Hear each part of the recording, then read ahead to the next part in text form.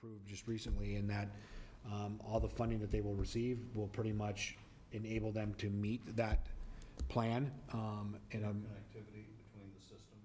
Yes, all of that. And so they're going to be revamping and looking at adding to that plan that they presented to us. So Julie's going to be working on that and bringing that back to us for some revamping and some added projects. Rick talked about the Rockfall Improvement Project. Thank you, Rick. Water. Water's in the news again already.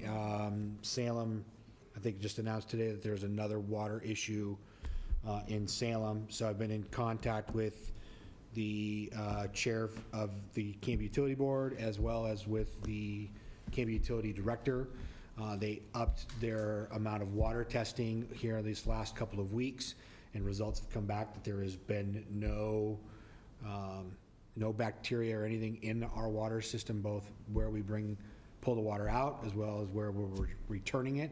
So Canby water is fine. So the taste and odor pieces that you might be experiencing have nothing to do with any of the bacteria pieces that may just be pipe related or what. So, but stay tuned for more on that. Wilsonville has also gone through and done an extra testing on their water, and there's been their test came back negative for any bacteria or anything that was going to cause any kind of illnesses in the area. So Canby area water is safe. So just wanted to put that out there, that Canby Utility is aware of the surrounding areas and is doing everything they can to make sure that we are good. Council President Dale would give a much more eloquent and technical update, but he is not here this evening, so you'll have to bear with my less than technical update. It's good. And that's all that I have. We'll start with Councilor Smith on council liaison reports. Thank you, Mr. Mayor. I don't have any individualized council or liaison reports. I missed the fire district meeting last month, so I was out of town. Chief Davis is here, and he's going to come up and give us a couple of remarks.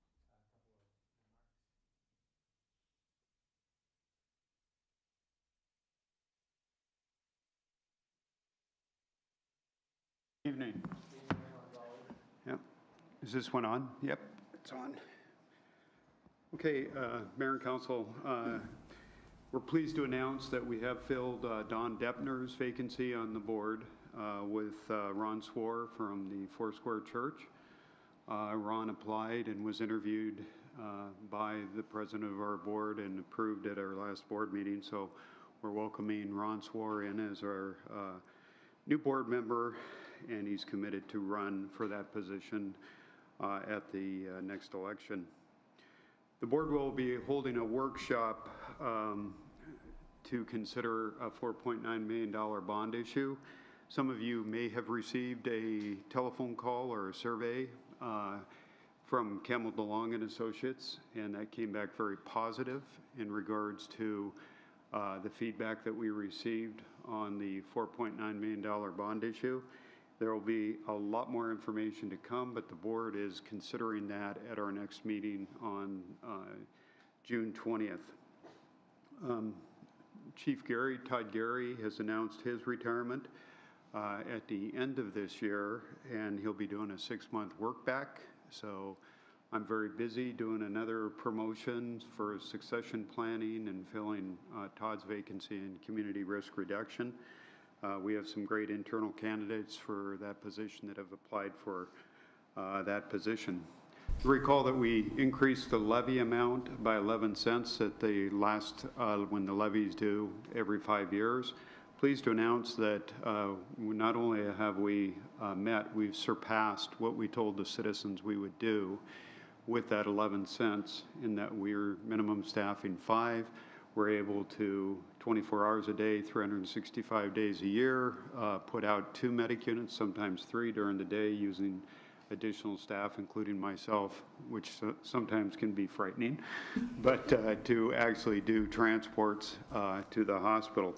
This increases performance, and with that performance also comes revenue, which is minimal, but it does improve our revenue for ambulance to help pay for the additional funding that's needed to keep that minimum staffing of 5. The budget has been approved by our budget committee and will be moved forward to the board on the 20th for approval. And Independence Day is coming up. We need your help. We need the citizens' help in regards to donations. Currently right around 6,500. We'd like to have a goal of 13,000. We definitely have to have 10, but that additional $3,000 is money that we'll use for the down payment for next year's fireworks. If you're interested, there's cans all around town. Look for one of those cans, but more importantly, larger donations. Just call the fire district, come by the fire district, or we can also take a call and we can invoice people that would like larger donations for the fireworks. And with that, you'll get free advertisement in the Canby Herald weekly until the 4th of July, VIP passes to Baker Prairie to watch the fireworks, which is very easy to get in and get out after the fireworks. And reminding citizens, too, that this year is on a Wednesday night, so we're anticipating very large crowd, and the fact that it's midweek and people may or may not be out of town. We're anticipating they won't be out of town, so we're expecting a very large crowd for the fireworks. Last month I was going to report to you that we install smoke alarms into people's houses, trailers, modular homes, wherever they're needed upon request through a state grant that we received. Well, last month we actually had a smoke alarm activation at 4 o'clock in the morning on a fire that was underneath the house, and that smoke alarm woke the occupant up, and they were able to get out of the house, call us, and we were able to put the fire out rather quickly with minimal damage. So those smoke alarms do work. We encourage people that if you are unable to put in smoke alarms and or cannot afford smoke alarms, to contact the fire district, and the fighters will come out and actually help install those smoke alarms. So please, let's take advantage of that grant for these smoke alarms because they really do save lives. Do you have any questions? All right, You've been thank busy, you. Chief. Thanks. Thank you, Chief.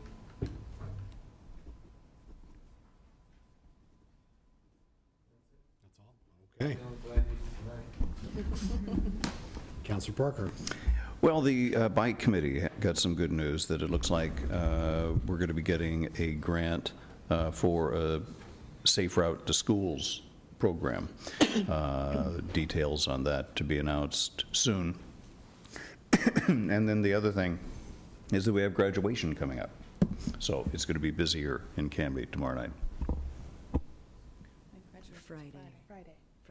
Friday. But, thank you. Well, I have very little to report, being that C4 is tomorrow and Traffic Safety Commission is Friday, so I'll have a more robust report at the next meeting. But I did want to give a thank you to the American Legion for their, once again, organizing and putting together the Memorial Day Remembrance Ceremony at Zion Memorial. It's always a great event, and I was happy to participate in that this year. And, well, once again, congratulations to 2018. Little shameless plug there. My daughter, Council President Dales, and Councilor Spoon has a graduate this year, too. So, Councilor Parker as well. Not a high school graduate, but college graduate, that's true. Yes, so congratulations to all the graduates, and God bless you, and be safe out there this weekend. I always worry about them on graduation night. So that's all I have. okay. Thank you. Councilor Height. Okay, so in terms of the library, they're doing something a little new. It's called Mobile Circ. I think they're just kind of venturing into that, where they can take a small collection out into the community and check out items. And they can also register, sign people up for library cards, doing that too. So that is exciting new territory for them.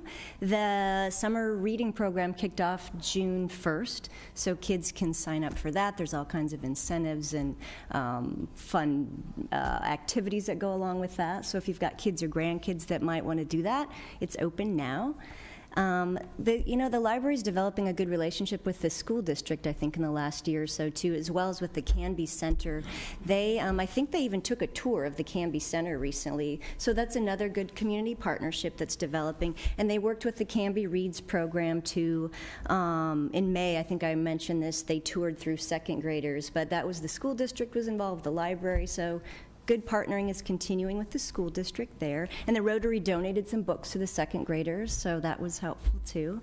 Canby Area Transit, yeah, we had a joint work session actually with the Salem Chariots, their transit board, like back in May, and we talked about a couple things about timed connections in Woodburn, so that would benefit Canby and Salem Chariots. And we also talked about the idea of traded trips with the Chariots buses, so like, you know, maybe we're driving to Salem and Oregon City on some of our buses, and they're doing the same thing, like longer routes, but it sounds like the cost impact would be not too high.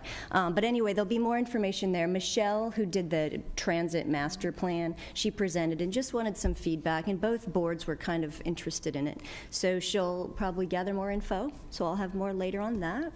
The school district, you know, at their work session, they noted that they have now, I guess, emergency water cisterns at Baker Prairie Middle School. Have you guys heard about that? I haven't seen it. I've been at Baker Prairie. Have you seen them? Are they above ground, underground? Rick, do you know about any of this? You don't? Okay. I'll try to find more. I was wondering if you guys knew about it, but that's good to know that we've got emergency water backup just in case of a, you know, natural disaster.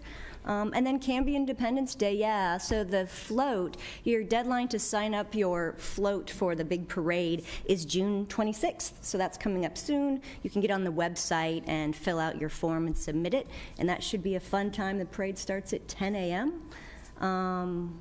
Yeah, and I'm sure Ms. Spoon probably has more on Independence Day. And then I have one quick question for you, Mayor. You know, regarding our parks feedback that the councilors submitted about a month ago, where are we with that? Has that got submitted to the channels, city channels? So Rick and I are still needing to, still meet on that and shore that up and figure out our next pieces of action on that. Okay. Yes. All right, so it's in the works. It's in the works, very much so. Okay, yes. good, thank you. Yep. Counselor Spoon. Thank you, Mr. Mayor. Bridging Cultures has their Saturday in the Park picnic this Saturday at 11:30 a.m. That's at Locust Park. It's a community lunch. It's free of charge, and it's an opportunity to break bread with your neighbors. It's a really lovely event. Oftentimes the police, fire, or both show up and interact as well. So I take my kids when I can, and it's just a really lovely community event. I encourage you to attend. The only other note I have on July 4th is that they're still looking for volunteers. So if you're interested in volunteering in some capacity, please reach out to the city. The Canby Independence Day website, I believe, is still up. There should be an email link there, a form for volunteering. And then kind of a neat note on that, yesterday I ran into Mr. Snyder on my way up the street, and they were putting in new electrical outlets on Grant, 2nd and Grant, which will make, I know for those of us that have been involved in the downtown events before, our electrical outlets are insufficient for the amount of things we've grown to do over time. So it was kind of neat to see those put in, and I think that we'll really see the impact of that Canby's big weekend. It's right by where the stage is, but that was kind of neat to see our infrastructure growing to support the community efforts like the 4th of July event. Yes, I also am super excited about graduation. So I can't believe one's leaving the nest.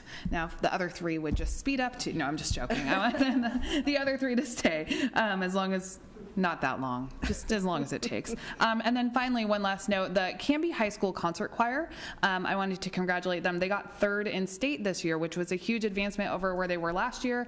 And even more exciting than that, they were the state champions in sight reading, which I think is a huge testament to the school and the education that's part of the music department there, because that's pretty exceptional to get 1st in sight reading. And I know that there are a number of students going on with music scholarships, and I think that probably has something to do with it. So that was pretty neat to see them do so well. And that is all I have, good sir. Great, thank you. We'll move into the consent agenda. Somebody have that? I do. You do, okay. I wrote my notes on back. All right, Mr. Mayor, I move to adopt the minutes of the May 16th, 2018 City Council regular meeting and the reappointment of Clifford Ash to the Bike and Pedestrian Committee for a term to end on June 30th, 2021. Great, thank you. Second. Thank you. Motion's been made by Counselor Hensley and seconded by Counselor Height to approve the consent agenda, which include the minutes of the May 16th, 2018 City Council regular meeting and reappointment of Clifford Ash to the Bike and Pedestrian Committee for a term to end on June 30th, 2021. All those in favor? Aye. Anyone opposed? That carries 5-0. Great.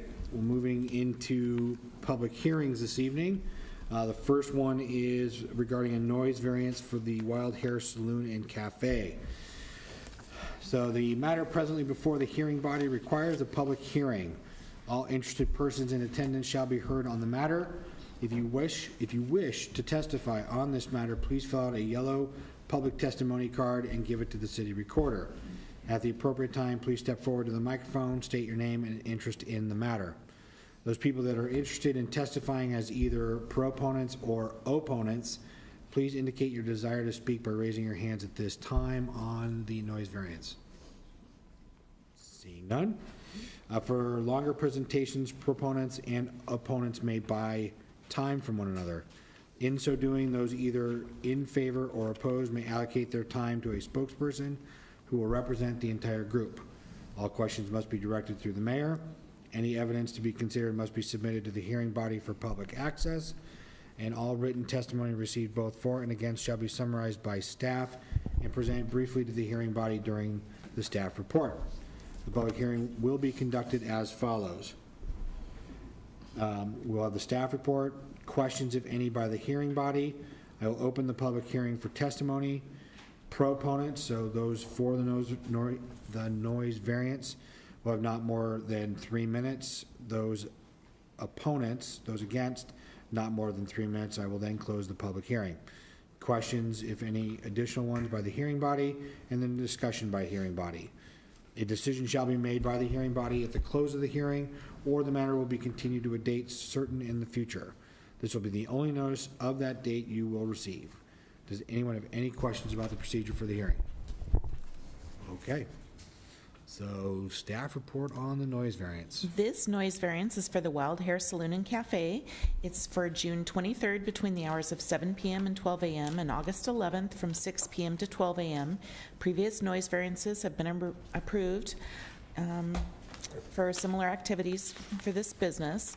Notifications were mailed out 20 days prior to this public hearing to property owners within 200 feet. No comments were received prior. Okay, great. Thank you, Kim. Any questions of Kim at all about the noise variance? No. Okay.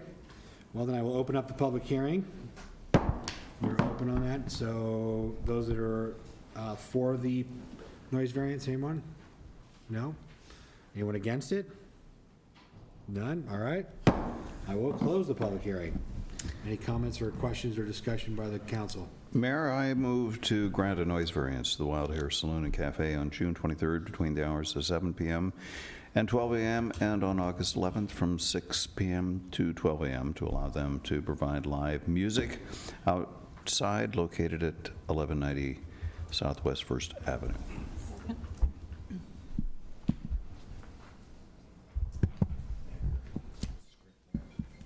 The motion has been made by Councilor Parker and seconded by Councilor Hensley to approve the noise variance to the Wild Hair Saloon and Cafe on June 23rd between the hours of 7 p.m. and 12 a.m.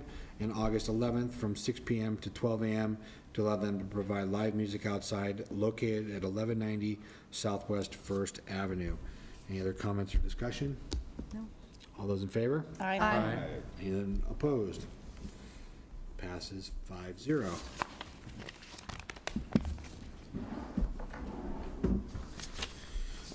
Next up is a public hearing for application 18-01, Redwood Landing subdivision. So this is an appeal 1801 procedure. So the matter presently before the City Council is an appeal of a matter heard previously by the City Planning Commission. The record of this hearing was created before the Planning Commission. New evidence that would have to be considered by the Planning Commission will not be considered tonight. The council will hear oral arguments or review written arguments by the applicant. appellant, their agents, or others who have previously presented testimony to the commission. The applicant is the original party appearing before the planning commission. The appellant is the party appealing the matter before the city council. Failure to raise an issue at this hearing accompanied by statements or evidence sufficient to afford the council and the parties an opportunity to respond to the issue may preclude an appeal to the Land Use Board of Appeals based on that issue. You will be limited by time for your argument. The applicant will have a total of 15 minutes to speak. The applicant may use all of that time in their initial presentation or reserve a portion for rebuttal. The appellant will follow and be given 15 minutes also to speak. After the appellant's argument, others that wish to present arguments will have 3 minutes each, followed by any rebuttal the applicant has reserved for closing. If you wish to testify on this matter, please fill out a yellow public testimony card. Example here. Those people other than the applicant and appellant that are interested in presenting oral or written argument, please indicate your desire to speak or submit written argument by raising your hands at this time. Those of you that are interested in speaking this evening, hands please. Great, thank you. Conflicts of interest. At this time, I'll ask that any member of the hearing body who has a conflict of interest, please indicate the nature and extent of the conflict and whether you intend to participate in or abstain from hearing the present matter. Councilor Smith. No conflicts. Councilor Parker. No conflict, will participate. Councilor Hensley. No conflict, will participate. Councilor Height. No conflict, I'll participate. And Councilor Spoon. No conflict, I'll participate. I also have no conflict and plan to participate. Ex parte contact. Also, if any member of the hearing body has had any ex parte contact with anyone prior to this hearing, including a visit to the site, please declare the nature and substance of such contact at this time. Councilor Smith? None. Councilor Parker? None. Councilor Hensley? None. Councilor Height? I drive by it, but I haven't visited it. And Councilor Spoon?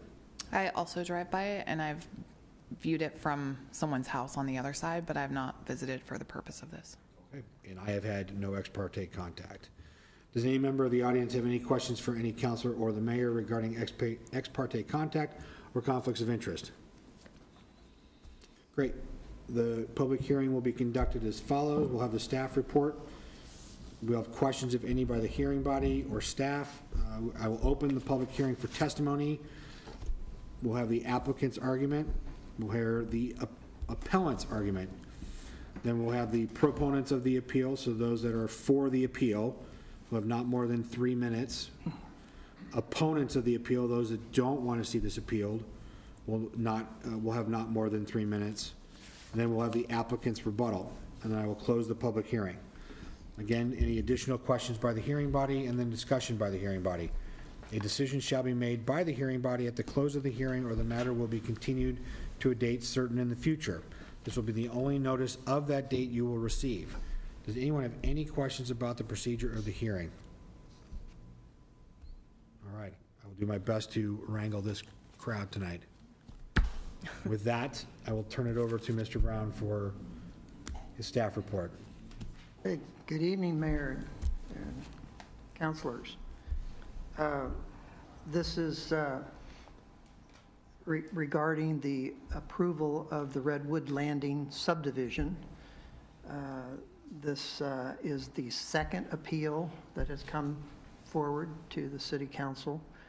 The second meeting of the Planning Commission was a result of a remand from the council through the interlocutory order that outlined 5 main provisions, items that were to be evaluated and modified in a revised preliminary plat. And so the applicant went back on April 23rd, met with the Planning Commission, and focused their presentation and the new evidence that was presented at that time on how well they had tried to meet those, explore those modifications that would satisfy the council's concerns when they first reviewed the subdivision at the first appeal. The Planning Commission was looking at not the preliminary plat that you see up here that I'm pointing to right now, but this was from the original that the Planning Commission approved. And one of the differences you'll see when I go to the one that we're looking at now from the second meeting of the Planning Commission, you have this road going along the park area that continues on up. You'll see in the revised drawing that no longer does that. You'll see these two road connections in the middle going to the property owners to the north in slightly different locations. And that was one of the changes as well, with those roads now following the parcel lines and benefiting the property owners to the north and not going through houses and better aligning with what they felt was more suitable for the future on their property, which is not a part of this particular subdivision. So moving on quickly, we have the revised preliminary plat that is now proposed and was presented to the Planning Commission for approval and was approved at that April 23rd Planning Commission meeting. So again, if you look at the outside kind of neighborhood route street, it no longer goes up along the park here, but curves and actually then follows out on an alignment with 17th Avenue onto Redwood Street, rather than the 18th Avenue that was shown in the original North Redwood Development Concept Plan.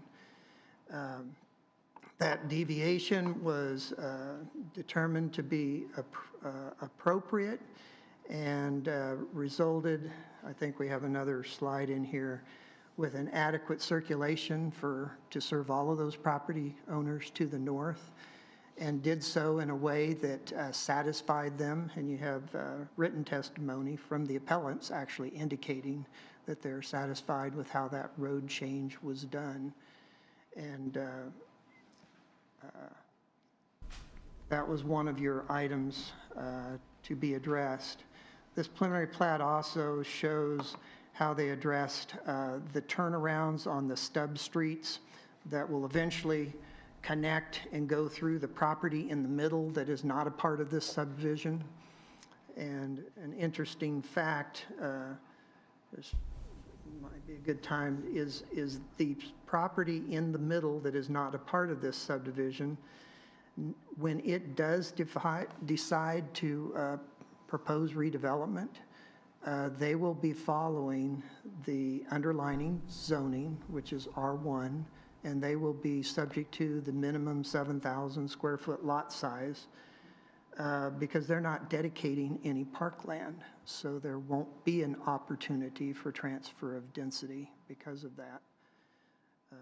And it's just an interesting way in who decided to come in at the same time for a particular subdivision application. I don't know if there's anything else I wanted to show you. In the process of this modification, the original preliminary plat showed future developments. They're still labeled as future developments across on the east side of Willow Creek, but they went ahead and indicated, and the property owners that are involved in this, what the lot pattern would be across. This is a phase 2 across the street. It's not something that's planned right away. They need to get adequate access to be able to put in the extension of the teak wood into the cul-de-sac that's shown over here, coming out of Willow Creek and extending into a cul-de-sac at the end here. That does change the total number of lots that are actually shown on this preliminary plat that's been revised and approved by the Planning Commission. And what I was trying to point out with this is that the area on the west side has changed from 89 lots down to 82 lots as to what you're looking at now. And that was part of the modification, part of the change in the parkland dedication And so as you see on this latest approved preliminary plat, there's a 5.29 acre park area consisting of the wetlands, steep slopes, and the developable portion of the land that is being dedicated as a park. And then there's additional lots proposed along this extension of the cul-de-sac on the east side. And these areas over here, Tract B, and can't even see it up here, if that's a Tract A, they were enlarged because the parkland was reduced. I think it was 6.323 acres, something like that, down to 5.29. And so that's why you have larger areas in the future development areas shown on the east side, because they took up the slack, most of the slack where the park area was reduced.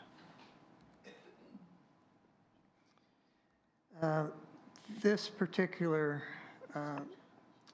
subdivision here, or drawing here, was simply presented to the Planning Commission as how drainage was being handled. It's one of the important matters that we need to address, make sure all adequate infrastructure is in place and that we've got handling the drainage. And basically what this is showing is about the eastern fourth, maybe third at the most of the area, has street drainage actually that falls on the street heading out to Redwood Street, where there is a actually piped drainage system that it will fall into and be carried on Northwood, eventually out to the river. Whereas most of the site will be slanting and taking advantage of a proposed detention pond, which is in this area right here. And this is for the street runoff, rainfall that falls on the street, the public runoff that will run to a detention facility that will be located in the dedicated park area. And in this particular instance, it made logical sense because of the terrain, the topography, and the fact that we had parkland where it could be utilized on the parkland. It made logical sense. And the city has agreed to maintain that future facility since it's going to be on the city property, and it is for actual public runoff on our public streets. And it'll eventually then run into the wetlands area, and it's one of the reasons the wetlands were wanting to be preserved is that it does provide some storm water management benefits to the city as a whole. This is a more specific drawing that was revised from the first one, showing that reduction to the 5.29 acres of park from the previous 6 point, I don't remember whether it's 6.23, I think. And it also shows you very clearly in this drawing which areas, this darker yellowish, orangish, are the slopes 25% or greater, and the wetlands in the blue area, and then everything else in white as being those areas that are suitable for actual home development, and that they counted for their transfer of density being the developed area. And maybe to comment one more on that is, by this modification that was made, they reduced the transfer of density from 17 lots down to 10 lots.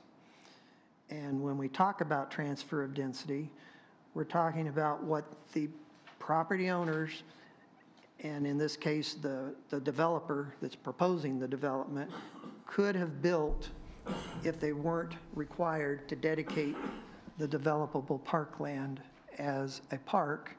They could have cited 10 lots in this particular area, so therefore they're consolidating and clustering those lots onto the west side into the proposed phase 1 portion of the subdivision, therefore obviously reducing the size of the lots to be able to crowd 10 more lots into the area.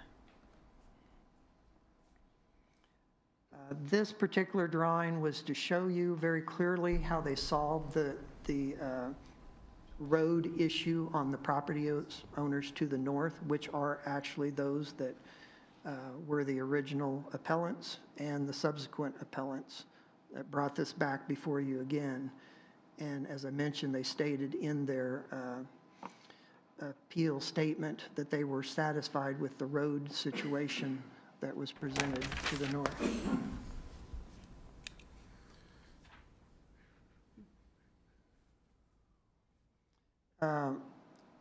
I just wanted to show you real quickly out of a page of the North Redwood Development Concept Plan, again, what the road situation looked like in that plan, and now you've seen the preliminary plat and how it looks compared to this.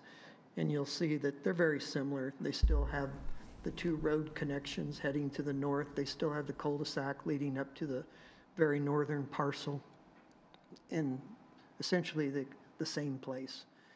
So there's not much difference other than the neighborhood route connecting to 17th rather than 18th Avenue. I think that's good. This is also directly out of the plan. It labels very clearly the areas that the plan in its conceptual look at this during the year-and-a-half-long planning process, where the steep slopes were identified, areas that they thought it would be fairly difficult to develop, and where the actual creek and some of the potential wetlands were located, and further north, outside of actually this proposed subdivision, where some of the 100-year floodplain was located up here in the north. And when compared to the proposed preliminary plat that was adopted by the Planning Commission and that specific map that I showed you earlier, they very well followed exactly what the intent of the North Redwood adopted plan was in what they're saving and what they're proposing to transfer in density. Just again, the Planning Commission's review of this, they did recommend approval of the modified Redwood Landing subdivision. They found evidence that they fully complied with the City Council's remand items that were in the record. They also acknowledged the concerns voiced about the resulting size of the lots, but they accepted the density transfer as provided within the plan and the revised park dedication that was reduced, and thus also reducing by 7 lots the density transfer. And in summary, felt that it followed and allowed, was a good proposal to implement the adopted North Redwood Development Concept Plan, and that they met all of the previous subdivision review criteria that the original staff report had indicated. In the staff report to the council this evening, we did indicate a couple other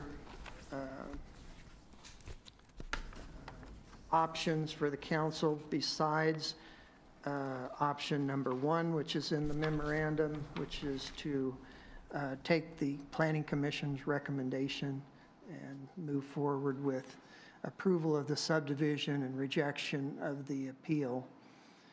And one of the other options is related to a thought process of denying the transfer of density at all, and have them more follow the underlying zoning lot size, although the standard ordinance does lot averaging, so there'd still be potential lots less than 7,000 square feet in size. And in that scenario, however, the city ordinance for park dedication does not allow us to require dedication of somewhat less than half of what they're proposing and what the plan asks to be dedicated. Therefore, the city would be buying outright from our System Development Fund a good portion of the parkland that the plan calls for being dedicated and the applicant is currently proposing to be dedicated. Third option was aligned towards the appellant's request in that they mentioned why not shrink the park further and have fewer lots transferred for density into the development area. And that would therefore result in slightly larger lots, remaining lots, if you were to do that, just as the sequence that they've already gone through the first time. So at this point, I'm just going to ask if there's any questions. So Brian, with the removal of the 7 lots, the lots that, in the area that those were removed, the remaining lots, were those the only ones that added square footage to the lot size? Or was that peanut buttered across the entire development? Not sure if I understand your question, if it's related to the, Because wasn't the 7 lots that were removed more along the park area? Is that where I they couldn't were tell you removed? exactly where they were moved, but most of them, to me, seem to be on the east side rather than on the west side. There was some give and take all through there, but I think most of the lots came from the east side by shrinking the park on the east side and enlarging the future development areas east of the creek. And that's where probably the majority, because that's where the majority of the park appeared to have shrunk from. They were extending too far eastward and impacting the future Phase 2 development that was on the east side of the creek. Those future development theirs now are larger, and the park is less on that east side of the park. East side, but not But there necessarily. were some changes in the other as well. So mostly over here, Brian, on the I east, believe the majority of it was Phase from that 2, side. but not so much in the inside. Okay.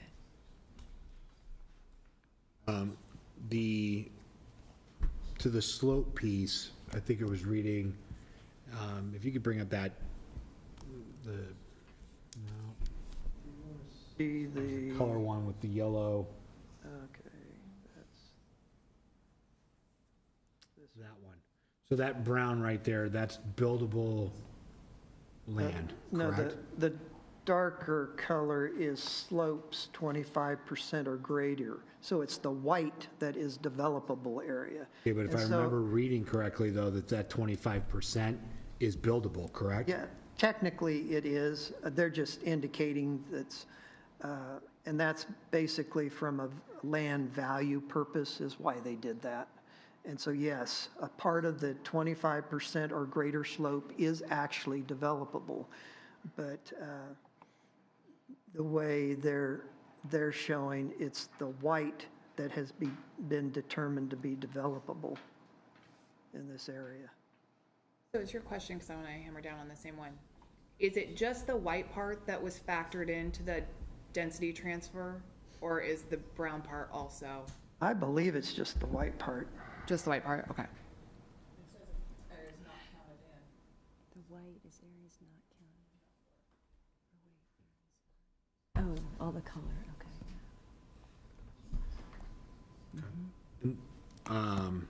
Brian, explain to me, so in page 9 of our packet, it gets into the allowed park transfer, and I think you were just touching on that about, can you explain and dive into for me a little bit in terms of the city, one of our options being the city paying for or purchasing the parkland piece? Can you expand on that for me, please? Not sure what you're really after, but Oh, I'm just trying to understand that, how we went there- from, Second option. The concept, first, that option assumes that you would have a desire to follow the North Redwood concept plan and implement its intent for what area should be dedicated as a park. And so that would not change from what the applicant is proposing, 5.29 acres. The Okay. only thing that would change is that our ordinance doesn't allow us to require that much land to be dedicated. So if you don't allow density transfer, then the only way to obtain that other parkland is to buy it outright from the property owners or the developer. So, I mean, that's the basic difference. And then by doing that, you still have undevelopable lands, you still have developable lands, and we have these two varying values that we give to those lands. We have a $2 per square foot, and we have 100,000 square foot per acre that we can utilize. But then again, we would only utilize that if the applicant did not choose to have an appraisal done. If an appraisal was done, then they would have whatever value the appraisal determines. Can I ask a follow-up question to that, Mr. Mayor? Yes, please. So related to that, if we elected to purchase land and disallow a density transfer, how does that impact the SDCs? Or does it change the SDC situation at all? It does modify the amount of lots that would be paying SDCs versus getting a credit. So we would receive more SDCs, there would be no density transfer, and then we would just purchase the parkland that we were looking for? Is that, do I understand that would be the? I think that's how it works, is that there would be somewhat more SDC payment, and there would be a considerable larger sum of city already, our SDC fund, utilizing that to purchase the land at an appraised value, most likely. So that's an option. Is that an option for us? Can someone? I think there's another consideration as far as the number of actual lots, though, will shrink down, and you get SDCs per lot.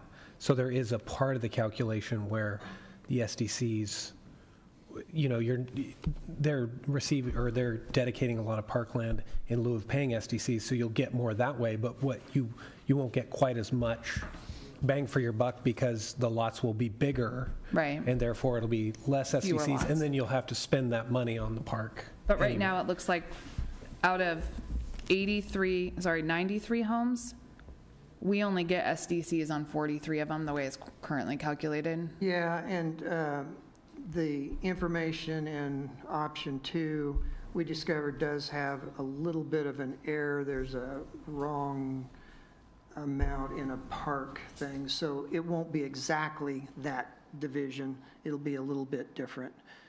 But that was to give you some idea that there's a portion of the lots paying SDC and a portion that's going to be a credit. Thank you for letting me interrupt, Brian. No, that's what this is about, so. What other questions, if any?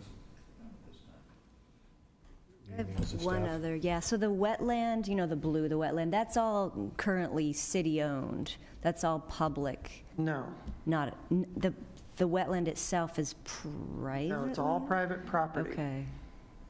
Okay. And this was somewhat unique in the North Redwood planning process, that it was determined that, you know, we don't have very many streams going through Canby and wetlands, and we have a long history of the beavers in this area, and the work that we've had to do to help control some of the problems that they can cause in the area. So there was a belief for stormwater management, for aesthetics, for integrity of the entire park and open space that we would be getting, that it was desirable for us to accept unbuildable lands, namely the wetlands in this particular area, and allow that to be dedicated as a park, where we wouldn't always do that in the past. But in this particular location, we felt that that was suitable to do that.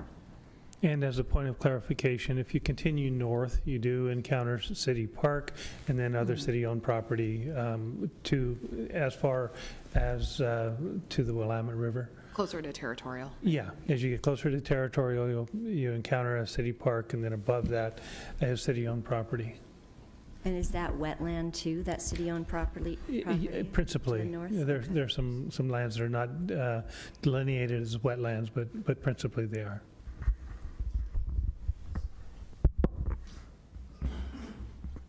Anything else for staff before opening the public hearing?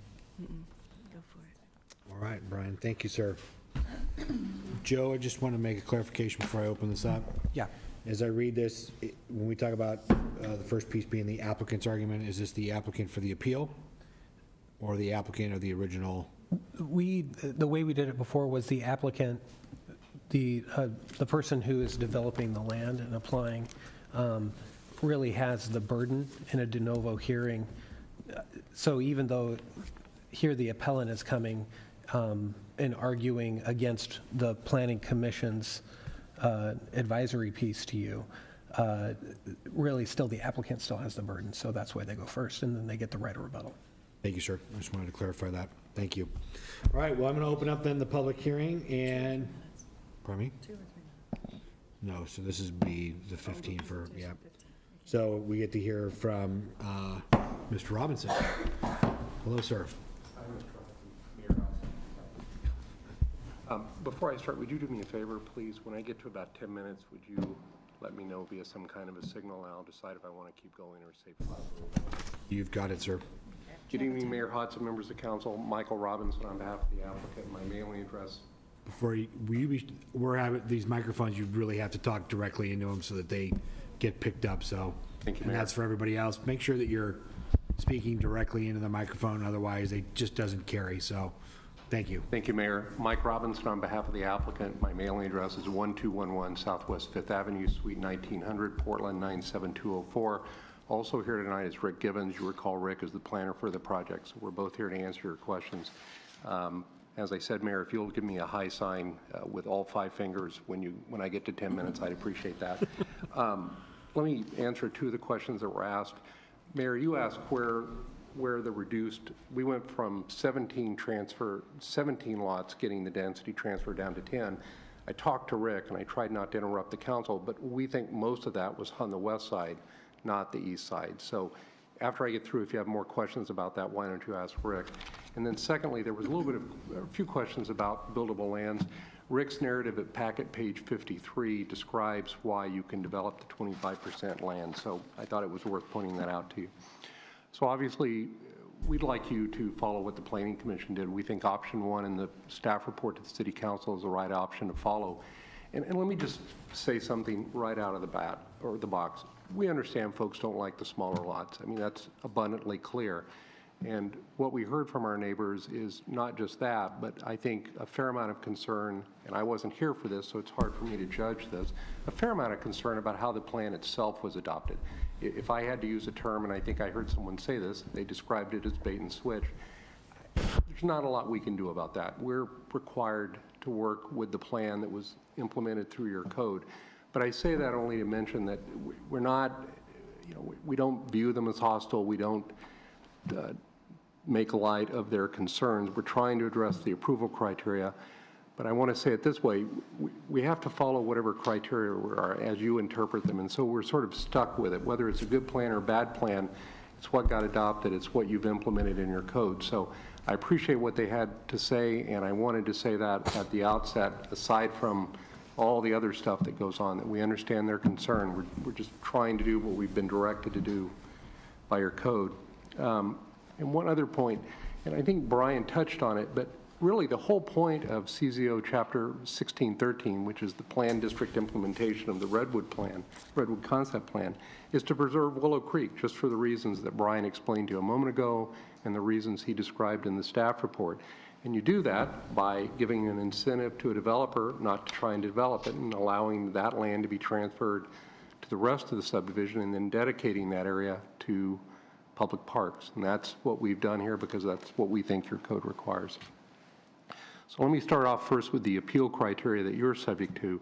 Brian's staff report at page 7 describes those 3 criteria. Did the Planning Commission correctly apply the law? Did the Planning Commission observe precepts of good planning as interpreted by this council? And did the Planning Commission consider all information? We think they did. This is not an easy task. A lot of strong emotions and feelings on both sides, but we think after you look at the record, you can conclude that they did.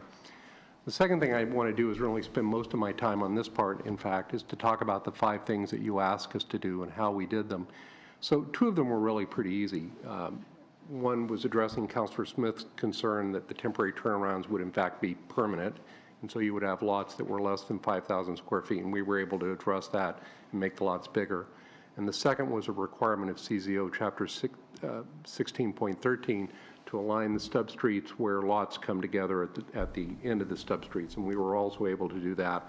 And then Brian described some of the other changes that we made as well, but we took care of those 2 issues, I think, pretty easily because they were relatively easy to deal with. The last 3 that you asked your Planning Commission to look at and you asked us to address were candidly a little more difficult, but we did the best we could, and the Planning Commission, I think, agreed with us and thought that we had satisfied your concerns. So the first one was we needed to give you better evidence that the area we wanted transferred for density over to the west side was in fact buildable. And Rick Gibbons did a new drawing. Brian showed that to you a moment ago.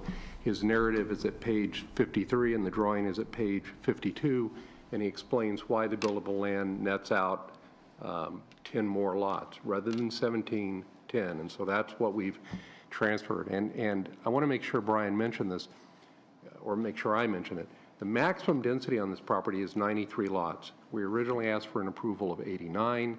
We've now reduced that to 82, and we did that through reducing the amount of land units we were transferring out of the parkland.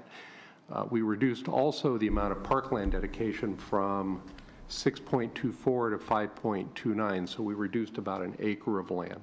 So we tried to address the issue by showing you what was buildable, and as a result, there was less parkland dedication, fewer lots on the west side because we were transferring less developable acreage.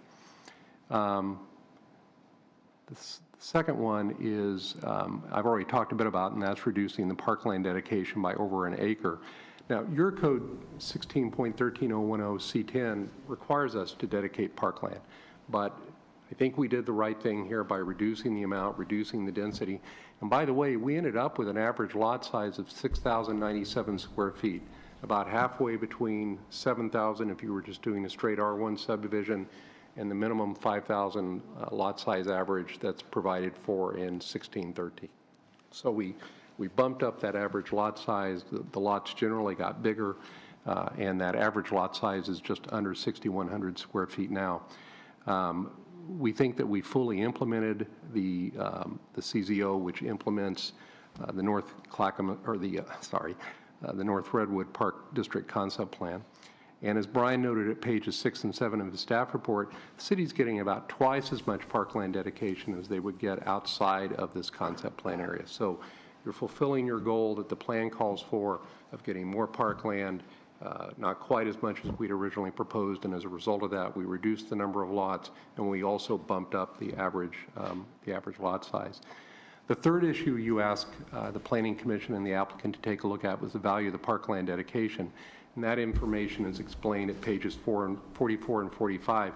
It's largely based on the information out of the plan itself, the valuation that the plan assumed you would get for developed land on the one hand and undeveloped land on the other. And as Brian told you, appraisal isn't required, but any party can request it. And I should stop and say, in the event that it looks like you're headed to something other than option one, we'd probably, Mayor, like to continue the hearing so we can figure out what that actually looks like if we actually want to do an appraisal. We hope you don't go there, but I just thought I would let you know if that's where this council chooses to go. I think we probably want to continue the hearing. And one of the things we would certainly do is give you an extension of the clock so we could figure out what this would look like, because it's going to change the lot size and it's going to do some other things to the subdivision. So in my last few minutes, in my 10 minutes, let me talk about the appeal. As we said earlier, the appeal is not a basis for reversing the Planning Commission decision. We think the Planning Commission got it right, and they didn't vote unanimously for us. Two of the members, I think, frankly, were disappointed in the plan and as a consequence voted against the application. And they listened and I think respected the opinions of those who were opposed to the application. But at the end of it, they found that we met our burden of proof and that we met the approval criteria, which for better or for worse is what this is really all about. So the first, just 3 points about the appeal. There's no requirement in your code for some kind of proportionate parkland dedication. That's what the appellants in their table suggest. That's not required. And it's really a function of finding how much of that can be transferred as density. And I think also the goal of your plan as embodied in the CZO is to preserve as much of that area in parkland dedication as you can. Secondly, section or chapter 16.13 is met. That's how the Redwood Development Concept Plan is implemented in your zoning ordinance. And we think we met all of those, criteria. And lastly, the last point in their appeal is about 16.12030. That's not really, if you read it carefully, it's not really about system development charge credits. It's about how you credit developable land. And that section doesn't even apply anyway because CZO 16.13 has its own procedure for doing that, and that supersedes a conflicting provision. So there's really, we appreciate, and we don't want to denigrate the neighbors, we understand their concerns, but we appreciate what they said, but is it a basis for overturning the Planning Commission based on the criteria you have to look at? It's really not. Planning Commission correctly found that we met the approval criteria by substantial evidence. That's, again, what this is all about. So we certainly enjoy coming to your meetings on a monthly basis, but we hope that at the end of tonight that you can find that the Planning Commission did the right thing and approved the application. Am I at 10? Councilor Hensley, thank you. Please ask us any questions, either myself or Mr. Givens, before we finish. We'll take our 5 minutes in rebuttal, and if you have questions, then we'll be happy to answer them. Thank you for your time tonight. Thank you, Mr. Robinson. Appreciate it. Questions right now? No? Okay. Thank you.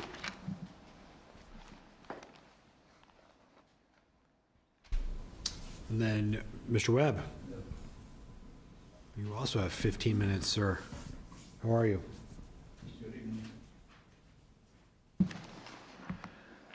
Thank you, Mayor Hobson, fellow council members.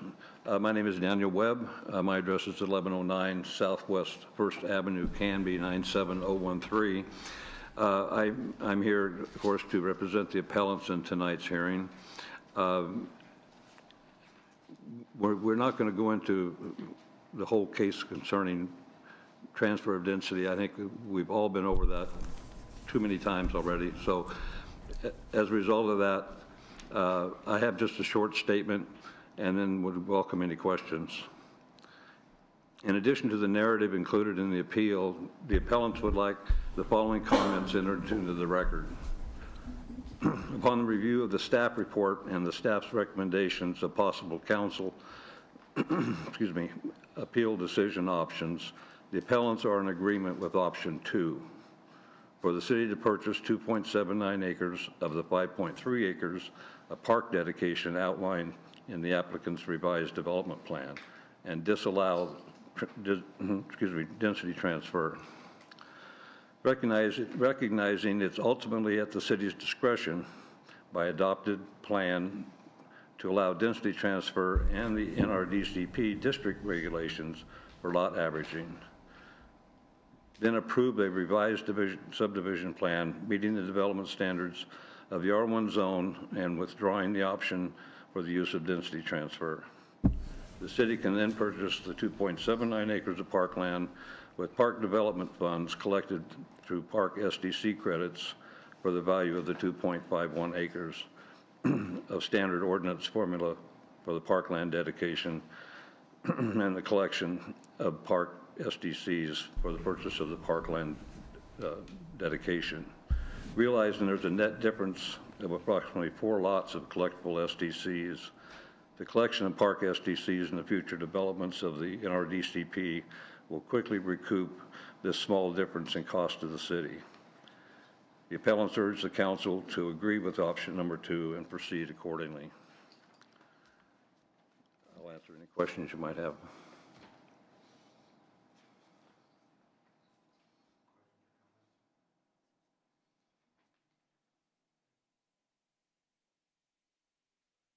Thank you.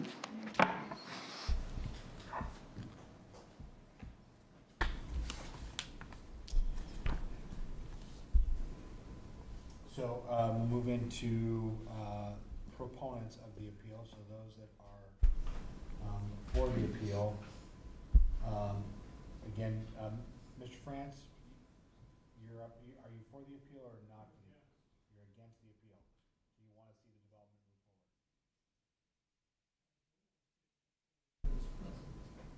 Okay. Okay, so.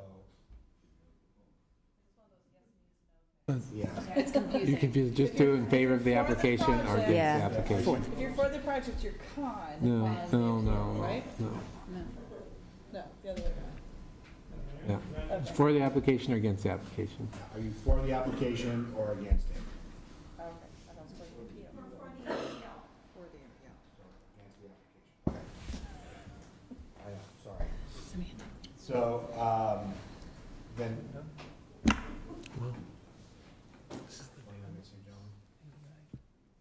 You're good. Go, keep going. Okay, so, then for those that are for the development, so, you can hear me now? You're up, sir. 3 minutes. Hello, sir, how are you? Good, how are you? So, Mr. Mayor, I would ask that I would be able to borrow time from another person. I need a little more than 3 minutes to get through this, and so my wife is here as well and could testify. Could I have roughly 5? If she wants to give me a yellow card here really quickly and Okay. sell her time to you, Okay, I will allow it. I would appreciate that. You want me to go ahead and get started while she fills it out, or? Okay. All right, thank you. Mr. Mayor, Commissioners, my name is Ethan Manuel, and I live at 1612 North Redwood, one of the properties in the Redwood Landing development. I did not testify the last time we were here, but I thought it was important to voice the perspective of landowners tonight. At times, a vocal group can sway opinion and create uncertainty and doubt beyond the reality of a given situation. And I respectfully suggest this is happening related to the Redwood Landing subdivision application. I ask the City Council to remember and take into account that there are 3 long-standing Canby families participating in this project. I've lived on this property for 12 years with my wife Stephanie, who's getting the yellow card, and our kids, and my family moved to Canby in 1969. The Boyles have lived on their property for multiple generations, and the Stewarts have multi-generation ties to their property as well. We are your constituents too, and I ask that you remember that when considering the facts and making your decision. This is not just about Icon Construction, this is about us as well, local Canby families. I won't spend time on the 2 appeal items, as I think the staff report is pretty straightforward on these points, but I would like to talk about the North Redwood Development Concept Plan, or NRDCP. Let's step back a bit and think about why we even have a concept plan in place. There was a requirement placed on the landowners by the City of Canby that said you can't annex into the city unless there is a concept or master plan in place for this development area. The point was to avoid disjointed developments with no continuity and connectivity. After over a decade of effectively prohibiting all annexations in this area, the city got a grant and completed the NRDCP.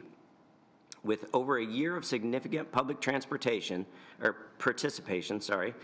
the plan was brought before the Planning Commission and then to this council. Some of you were here at the time and voted for the implementation of the plan's principles and mechanics. Fast forward to today. We now have a block of land that has been annexed into the city and is before you as part of the Redwood Development Concept, or the Redwood Landing Development Application. As you well know and has been talked about, this application has been approved by the Planning Commission, appealed, remanded by the City Council, approved again by the Planning Commission, appealed again, and comes to you today. The most contentious issue has been the density transfer and the resulting lot sizes of less than 7,000 square feet. You know that the NRDCP recommended this density transfer mechanism, and you know that the plan specifically establishes that lots can be less than 5,000 square feet, so I don't need to belabor that point. What I do quarrel with is the notion that the application of the density transfer is not in the spirit of the NRDCP. In fact, that is exactly the spirit and intent of the NRDCP. The City of Canby told me, as a property owner, that I must give land for parks beyond the amount required by the code. In compensation for taking my developable land, the NRDCP and the resulting code allows me to transfer the number of lots lost into my development area.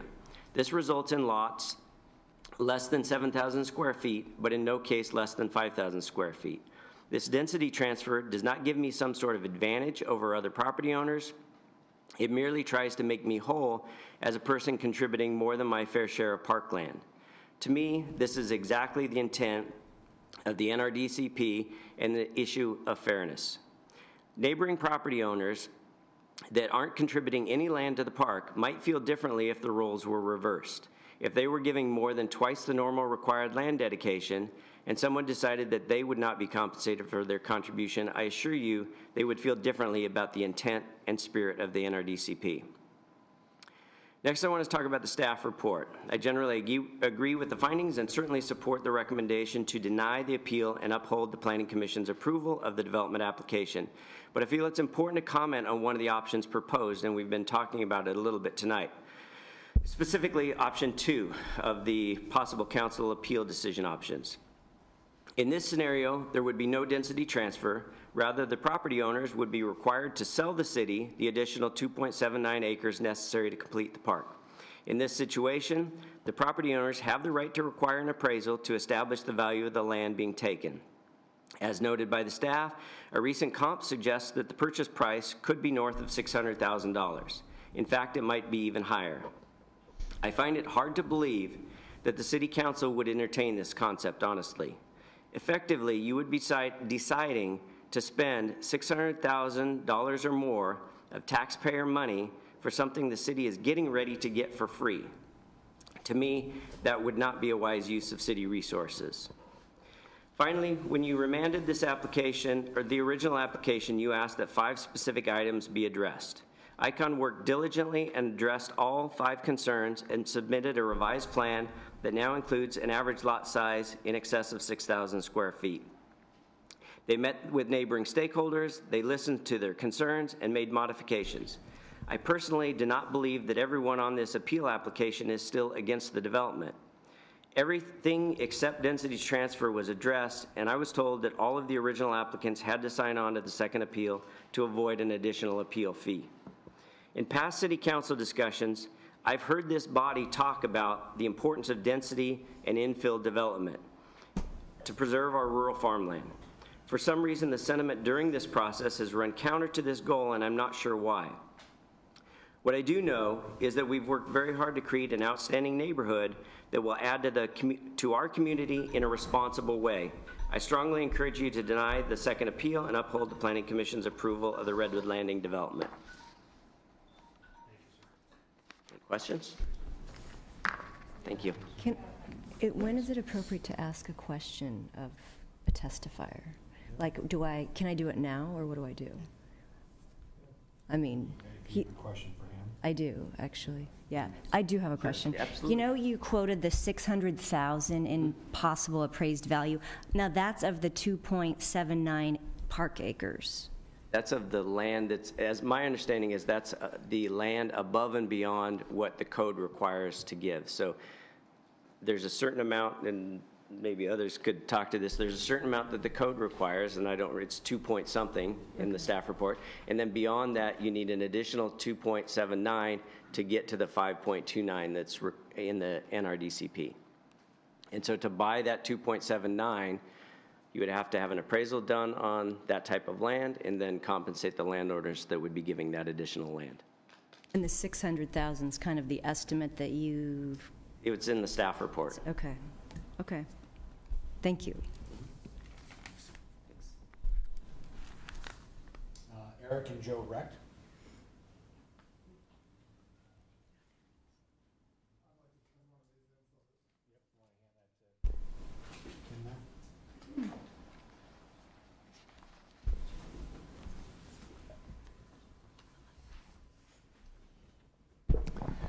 Thank you, Mayor Hodgson and council members. I'd like to thank you again for this opportunity. The last time we met, we expressed our concern regarding the development as proposed by ICON. Our concerns were specific to the use of density transfer and the resulting medium density that the neighborhood result in. The plan as presented has 5% of the lots meeting the definition of low-density 7,000 square foot lots. We are opposed to any application that results in turning an intended low-density area into medium density. These concerns have been stated in both written and spoken form during our meetings.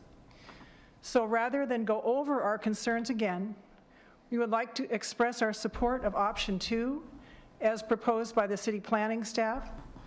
The application of standard low-density 7,000 square foot lots and the use of park-dedicated funds to provide monetary funding to those neighbors who would sell land to the city for park. Valuation would be based on standard values as documented by the city.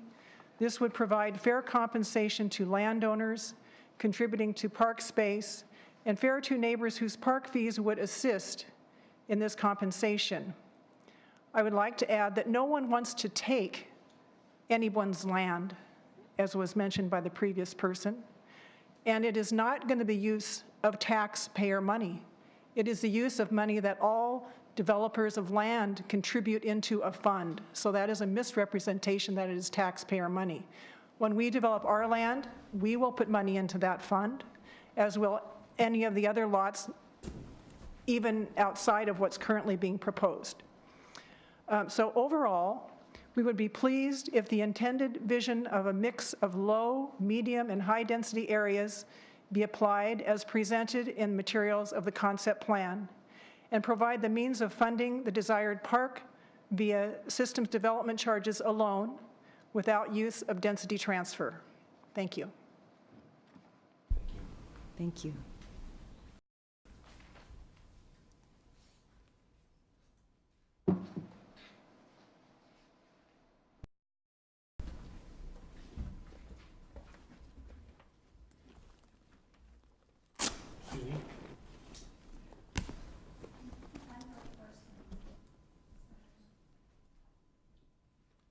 Yes.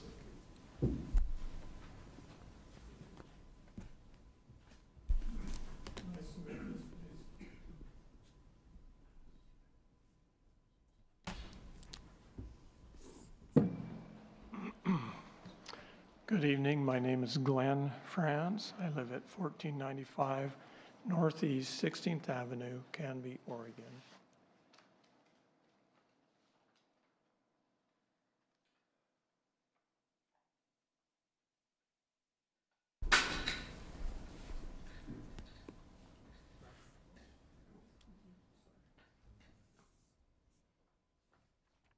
Thank you.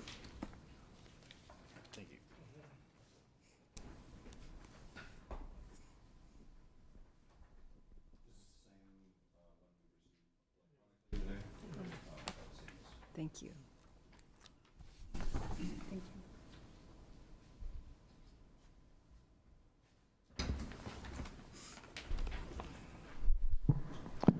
I'm a soft-spoken person, so I'm hoping that you'll hear me. Everyone here? Yep. All right. If we can't, we'll tell you. All right, thank you so much. On behalf of the Post-Wade Estates Homeowners Association, comprised of 50 single-family homes, the HOA Board President submit the following testimony. We believe the appeal criteria for the City Council to overturn the Planning Commission's decision has been met in that good planning concepts were not met. The extreme density transfer created in the balance of low-density housing in R1, leaving 90% of the lots as R1.5. By not creating an HOA, the developer is shifting the burden of maintaining the neighborhood's common area landscaping bioswales to the city and provides no long-term maintenance vehicle for a wall along Redwood Street. Good planning would require an HOA as a condition of approval, so the cost of maintaining common areas would be split between the residents of the HOA rather than the burden being shifted to the city. The Commission did not consider all the information pertinent to this case in that options 2 and 3 before you tonight were not presented to the planning commissions for their consideration. We strongly oppose the extreme density shift from low to medium density. Creation of an HOA for this development is warranted and necessary. We believe not requiring an HOA and allowing this extreme density shift would have significant negative impact on Post-Await estates and other subdivisions surrounding this development. In the applicant's rebuttal at the last public hearing, the applicant said they would consider an HOA. We talked to them and they gave me a letter, and the long and short is that basically they were not willing to have an HOA.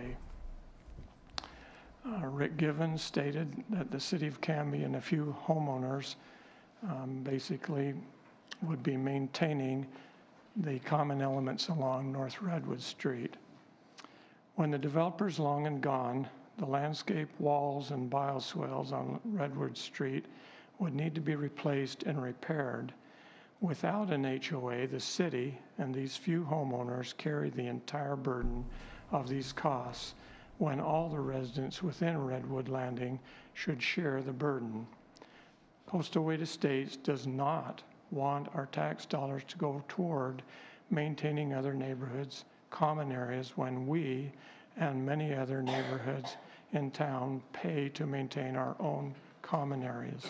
Does the city budget have the funds to properly maintain this Redwood Landing common area? If not, then an HOA is needed. There are many positive examples of HOAs throughout the city. Glenn, sorry, your 3 minutes is up. Susie, are you selling your time to Glenn? I gave my card Craig Palmer so that I could continue. Where's Craig Palmer? You're selling your time to him? Okay, thank you. Continue. I continue? Yes, sir. Okay. The cost to ICON to create an HOA is minimal, while the long-term positive impact for the community is substantial. Post-Await Estates believes option 2 is an excellent compromise. The city gets a full 5.3 acre park while maintaining a low-density development in the R1 zone. We implore you to overturn the Planning Commission's decision, adopt option 2, and add a condition of approval for an HOA to maintain the common areas along North Redwood Street. Thank you for your time. Thank you, sir. Can I ask a question? Yes. Of this? Question, sir. So to sum up, you're concerned that if there's not an HOA kind of across the street from your HOA, that it won't be maintained properly, like up to the standards that your HOA is maintained at, right? And thereby lowering your property values? Is that your ultimate concern? Okay. That's one of our concerns. Okay. But we're talking about the common areas within the development, basically, and part of the common areas are those areas along the street and the bioswales that are planted and landscaped. They intercept water, and that water goes into the water system for the city. And these, when they need to be repaired, are significant cost items. Does that answer your question? It does, thank you. Yeah. Thank you. Then I have a follow-up question for Rick, and the point that he's making here about the lack of an HOA, those common areas that are being put in, those do fall to us then to take care of. You know, we don't typically, we typically require that that stormwater runoff remain on the property that has been developed. And so if we have a common area that is collecting for a subdivision, we would expect that subdivision to somehow have the capacity and ability to enforce an ongoing maintenance of that common area. That this doesn't, if in fact, I know that there's one area that was a collection area for later release into Willow Creek as the water moves eastward. Moving westward, it's my recollection and understanding that the water will enter the stormwater drainage system, and so will go directly, won't actually reach won't actually reach North Redwood Street, but will be collected at the appropriate sites and then undergrounded as occurs in different portions of your subdivision. Basically, the bioswales or those areas along the road for the west portion of the property, that's where your intercept is. It's also intercepted on the main Redwood Road. But those can be very challenging at times. The city does not have a lot of experience in maintaining these. This is shifting the burden to the city when it should be properly maintained by the development itself. Within the development, spread the load rather than requiring a few homeowners to have to shoulder the burden there. Whereas otherwise, you and those few homeowners are taking on that cost, and we're paying for you to do that. Yeah, and we, unless it is in a public area, the city does not maintain bioswales that are located on private property. And I don't know, and perhaps the applicant can answer the question relative to how they're proposing to maintain the bioswales, because it is the city's policy to not maintain bioswales on private property. In this case, if you look at the letter, the last letter in your packet, you'll see basically that the city has taken on that role. This is not something they. Yeah, I'm just now seeing your letter. I hadn't seen this before. It's in that letter. So it does pose a potential problem, and something that we would need to address. The city does have a practice and policy of requiring that stormwater detention systems be maintained if they're required for the development of a subdivision, be maintained within that subdivision and by those persons benefiting from it. The preferred option is always to capture and either move to a regional stormwater collection system or mitigate through groundwater or ground absorption the runoff that occurs in subdivision. So I don't really have a definitive answer for you relative to this issue. I do acknowledge that it could be a problem.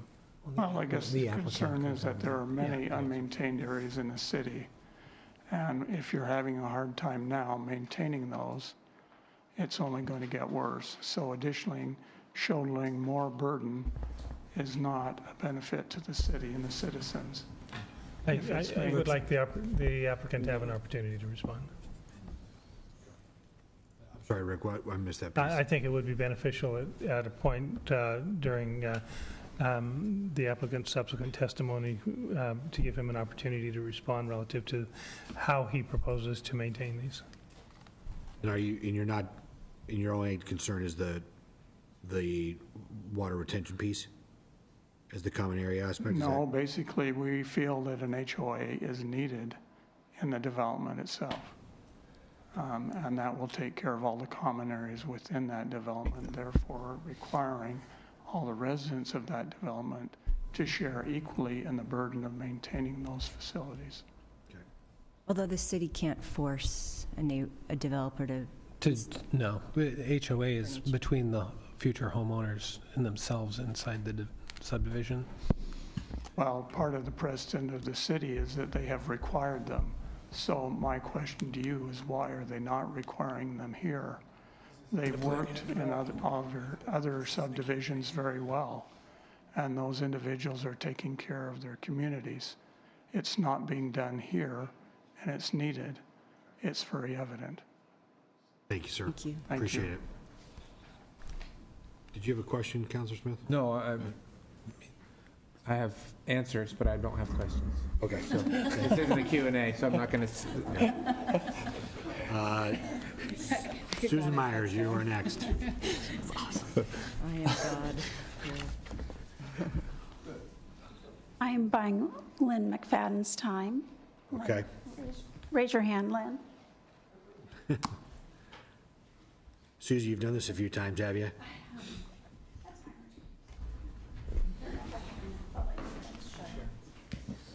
Then I've set it for 6. I'll give you one and you have one left. Here, yeah. Thank you. Thank you.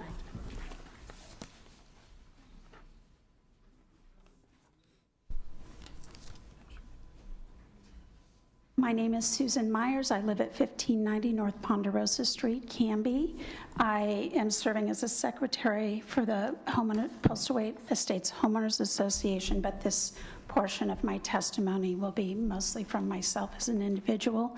A point of order I wanted to make, or clarification, is that the letter that's attached to Glenn's the document he provided was a letter from Mr. Givens, the applicant, explaining how they don't need to have an HOA because the bioswales and landscaping and street trees are being taken care of this city, and the individual homeowners that back up along the wall, and that it's going to be in the CCNRs, that it would be maintained that way. Mm-hmm. I have served on the city's TSP advisory committee, facilitated the Canby's visioning project. I've worked on a design standard advisory committee. I've served on Tofty Farms HOA board for 10 years. I also helped establish both of Canby South neighborhood associations, and I recently find myself on the Postlethwaite Estates board. HOA board. My service pales in comparison what you guys do on a daily basis. I only bring it up so that you understand my comments, where they're derived from, and my community, or support for our community as a whole. I support option 2. Under the density transfer, SDC credits are created for the donation of such a large amount of land. So my understanding is the individual homes, for the most part, are not paying SDCs. When you go back to R1, then they are paying $5,300 and some odd per lot towards the park SDCs, and it's with the majority of that money that the city would be buying the additional land and making the property owners whole. So it is a good compromise. I feel that the concept plan showed it was R1, and to see 90% of it as R1.5 is not in the public benefit, because we do need, the concept plan has sections already in it that are R2, R1.5, and R1. And to almost eliminate all the R1, to me, is not in the public good. And the code for this concept plan allows the planning commission discretion. The applicant is implying that in the code it says you have to accept a density transfer. Actually, the city has the discretion to determine if it's in the public good to allow it. So it's not an absolute. And also, my interpretation of the Planning Commission meeting, and maybe you guys saw it in video, is that it was a 4-3 vote, and many of them were unhappy that there wasn't some alternative. They did not have option 2 that you have before you tonight in front of them. This is new information. It's a win-win for both sides. The property owners are made whole, and we don't have this extreme density transfer, and yet we still get the whole park, and very little money is taken. Most of it is funded by the SDCs of this development. A little bit, as Brian said, may have to come out of the general park SDC fund, but the majority of it would come from this R1 section, especially when the other homeowners or the other property owners go to develop. With regard to the Homeowners Association, at the last meeting, the applicant said they would consider doing an HOA. We reached out to them afterwards. They said no, that they're going to modify their CCNRs to show that the city and the few homeowners that live along the wall would maintain the wall, the street trees along Redwood, and the bioswales. Now, the picture that I gave you is of that exact example that we have in town. This is located west of Hope Village on the south side of the street. It is a long section. that is a bioswale. It looks like a weed patch. It is supposed to be maintained by each of the property owners. When I worked on the Design Standards Committee, I asked Matilda about this. Matilda's here. I recall her saying that the city learned that creating these no man's land, when the homeowner does not really understand that they're supposed to maintain the property behind their wall and to the back of the city curb. So you have very spotty, if at all, maintenance of this area, as you can see in the pictures that I gave you. The other places where no man's lands have been created are Valley Farms, Vice Edition, where the mayor lives, and the maintenance is spotty. There's basically no landscaping left, mostly a weed patch. Is that 6 minutes? Yeah. Thank you for your time. Thanks, Susan. Appreciate it.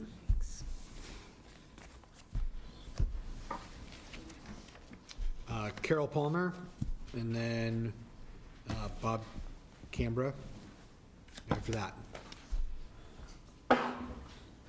Evening, Carol. How are you? I'm good.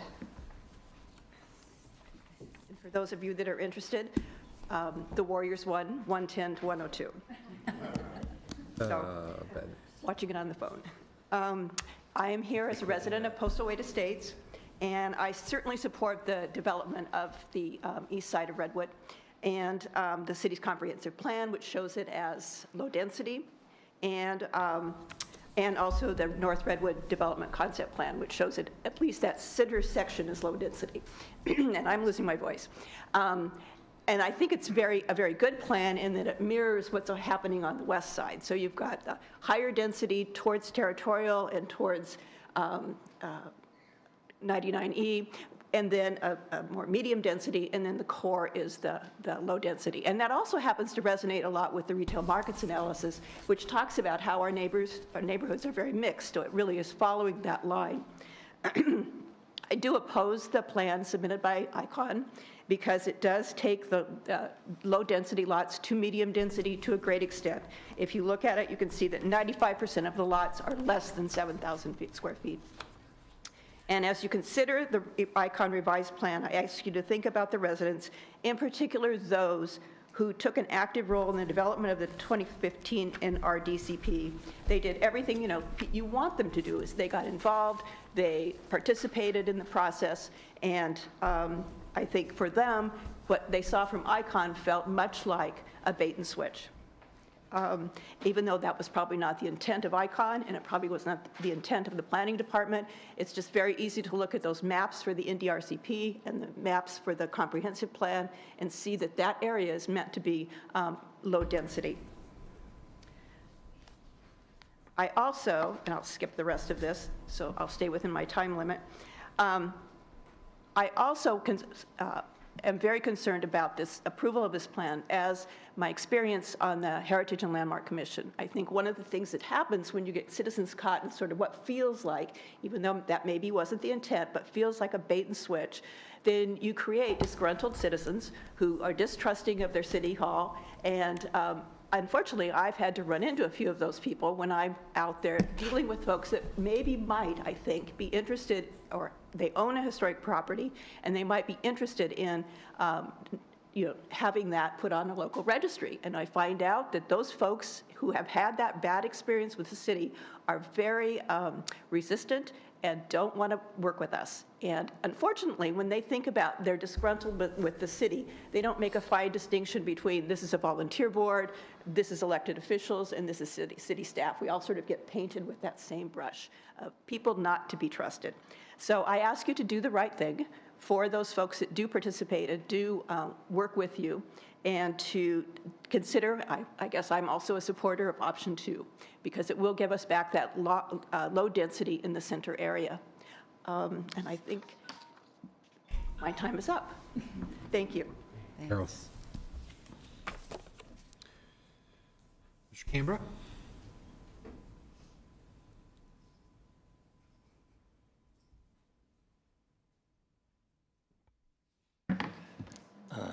Good evening. My name is Bob Canberra. My address is 1338 North Maple. And I'm here to speak to the concept of reducing the use of density transfer as a whole, because I believe it increases the population in particular areas and will tax the resources and the infrastructure, especially Redwood and its connectivity to territorial and to 99. So by any reduction of lot size would be helpful in reducing in the future, because that decisions about lot size is a permanent decision that's going to last forever, that we're going to have to cope with. Now, what we have is the perfect alternative, which is the number 2 that was recommended by the planning department. I believe the use of park special development funds is the perfect solution for that park. One, the city has already indicated a desire to have that park. They want it. What was the mention of the beavers here and the flow of the water through the city as a significant impact for us. So the city has already designated that's a significant park. It's also the type of park that will be, if created, would have very less impact on the need for public works use or anything, because it's a large set of wetlands. When you compare the types of parks like Wade and Maple Street that require a lot of upkeep, this kind of a park doesn't. So if you're looking at the use of the special development funds for purchasing and creating new parks in the city, this is a good use of that fund and at this point in time. So in effect, you get 2 bangs for your buck. You get a really good park so that you can demonstrate that you're using those SED funds very appropriately for creating a nice park, and you also maintain less development in a particular area and will forever reduce the impact on your infrastructure. So thank you. Thank you, sir.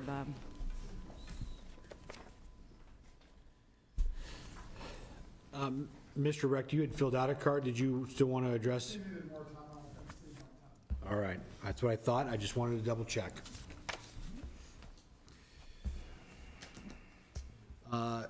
Applicant's rebuttal.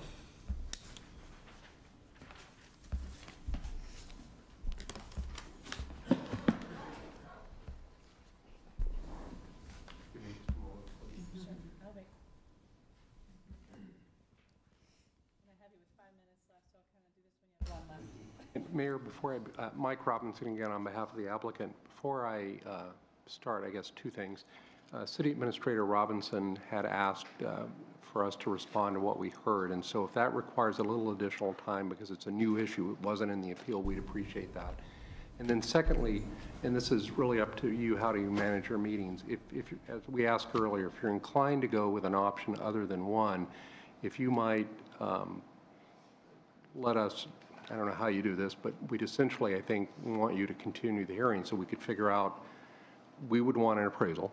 So we'd want to figure out what this is going to look like and how long the appraisal takes, because that factors into your decision. So if that's sort of where you believe you're going to go, maybe you could talk to your city attorney, figure out how to continue the hearing, maybe talk to us about that. So,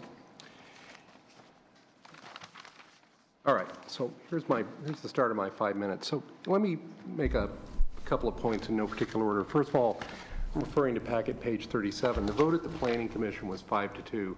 I know I got tripped up the last time here because it was 6-1 or 5-2, but I made sure I looked at the minutes. It was 5-2, so I wanted to make sure I got that right. Secondly, it's hard for us to tell what that is. I don't think it's a swale. I think it's just, as Susie said, a badly maintained area. But if it's in public right-of-way, unless your code is radically different from most other codes, property owner has to maintain that, and there's a remedy for that. You have your code enforcement officer tell them to mow the grass or cut the weeds. But that's not something that necessarily requires an HOA, and I'll just jump to that. We spent a fair amount of time talking with Mr. France about this, and we did send him the letter that he showed you, and we did it because they had said, well, look, we're going to appeal this. Would you give us something instead of having us appeal. And we said, sure, we'll work with you, but we didn't think an HOA was necessary. And why is that? There's no common area. And you can have an HOA in a subdivision without a common area if you want to, but you're asking people, you have to figure out why are you assessing people on a monthly basis to go into a reserve fund if you don't have a common area. Typically, HOAs are to maintain areas that are owned in common. And the LIDA facilities are in the public right-of-way. And I was talking to Rick during the testimony. They're there because that's what your Public Works Department wants. So now we're hearing something entirely different from what we've had in this application. But Mark Handress, the owner of Icon, is willing to do an HOA. I don't think there's any legal authority to require it, and you may not require it, but we'll volunteer to do it. But by doing that, what we're going to do is assess people on a monthly basis for I'm not sure what. Maybe it won't be very much. Maybe the CC&Rs, as we offered, would just define what we maintain, and it could be a fairly low assessment. But we're happy to do an HOA. We just didn't see a need for it because it's not common area. I want to talk a little bit about this option 2, and then I'm going to talk about density transfer. So page 10 of the staff report says that you've got a comparable sale for $221,398 an acre. That's without an appraisal of our property.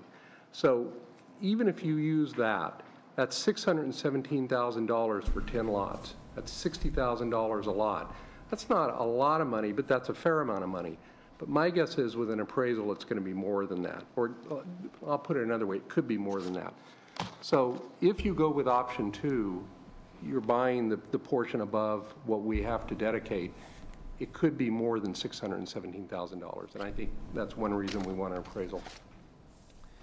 Let me talk a little bit about density transfer. And this is right out of your Redwood plan. It's not an approval standard. But I want to tell you where CZO 1613 came from. You probably already know, but I'll just read it. This is page 16, and this is under the heading lot size averaging. And it says, the relevant part says, the city has indicated a willingness to accept dedication of natural resource areas in lieu of the standard parkland dedication.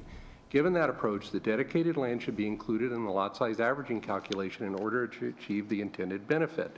To allow the possibility, the language in section 1616.030, which you adopted, has been revised to clearly allow for public park dedication to be included in the lot size averaging calculation to achieve community plan goals for this area, including allowed protection of natural resources. And then if you were to take a look at page 34 of the plan, it describes how density transfer works, which is exactly what this section provides for. So it's, I can't tell you what to do, and I know sometimes I probably tend to do that because I am from Portland after all, but I'm not trying to tell you what to do. What I am telling you is, until this application, everybody seemed pretty clear about what was going to be required because you put it in your code.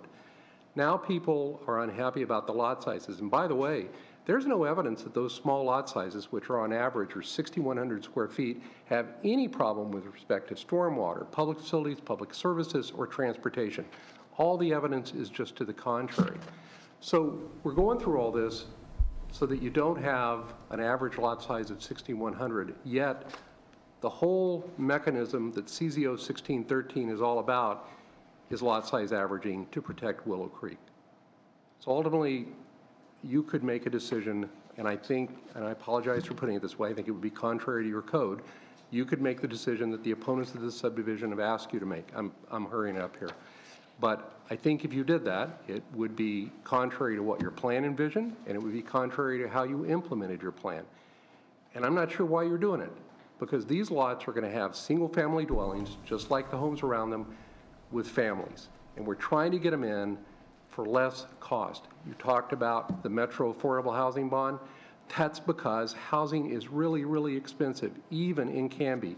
You can get a nice house on an average 6,100 square feet. It has no adverse impact on anyone, and it's plainly consistent with the plan which was implemented by your ordinance. So for all the reasons, we ask you to affirm the Planning Commission, reject the appeal, and approve the 82-lot subdivision. And Mayor, as I said, if it's appropriate during your deliberation, if you're going to go a different route, if you could talk to us and we'll keep the record open and give you an extension so we could actually figure out how that works. If it looks like it's going that way, we'll Thank you, take sir. that And thank you for under your time tonight. We appreciated your listening to us. Question for the applicant. Yes, Mr. Counselor Smith. I have one question. Do you believe, from our code that the density transfer is permissive or required? And where do you get your conclusion for that? So can I give you two answers to that, please? And one is not yes. As long as they're and not no. inconsistent with each other. To each other. Yeah, you don't want to be in on that conversation. Want to use some popcorn? So yes, I think it's mandatory, and let me give you the first answer. It's mandatory. And as you know, Councilor Smith, since you're a lawyer, you want to try and reconcile provisions so they make sense. And frankly, it wouldn't make any sense to read the first part of D, which says the following exceptions to the city's lot size standards and lot size averaging provisions will be allowed for developments. And then you flip down to 1 and it says the planning commission may allow. I mean, I'm not even acting as an advocate for my client. That just doesn't make any sense. So how do you reconcile that? Well, in the letter that I sent to you today, and I think that I actually said this way back in February as well, I think the way you reconcile this is as follows. It's a mandatory requirement. Remember, if you flip over to 1630C10, it says the park and open space corridor along Willow Creek as identified in Figure 7 of the DCP shall be provided through required land dedication for parks. And if you go back to the portion of the plan I read, it described how that was going to work. You get density transfer, you get lot size averaging. Otherwise, you got to pay for it. That was the mechanism in your plan. So but there may be applicants that don't want those smaller lots, that don't want increased density. So I think the right way to read this is that the first part of D is mandatory. It says you should do it. It's consistent with what your plan says. And 1, simply, if you said shall, then even if the applicant didn't want to, you'd have to do it. So what that may really means is, if the applicant's asking for it, yeah, they allow it, and they have to because of the will language. But it doesn't mean that if the applicant hasn't asked for it, that they're required to do it. That's the only way I can make sense out of having shall in the first portion and may in the other. That's perfectly logical to me because an applicant might choose not to do the smaller lots. And the other answer I was going to give you is that, and I'll just say this very quickly, this is needed housing. You can't have discretionary standards. May requires you to exercise discretion. That's why I'm saying consistent with state law, I would urge you to read it as a mandatory requirement. So I think I managed to do that without contradicting myself. I hope so. But those are my answers, Councilor Smith. Thank you. You're welcome. Anything else? No. Okay. Any other questions or comments on the rebuttal piece?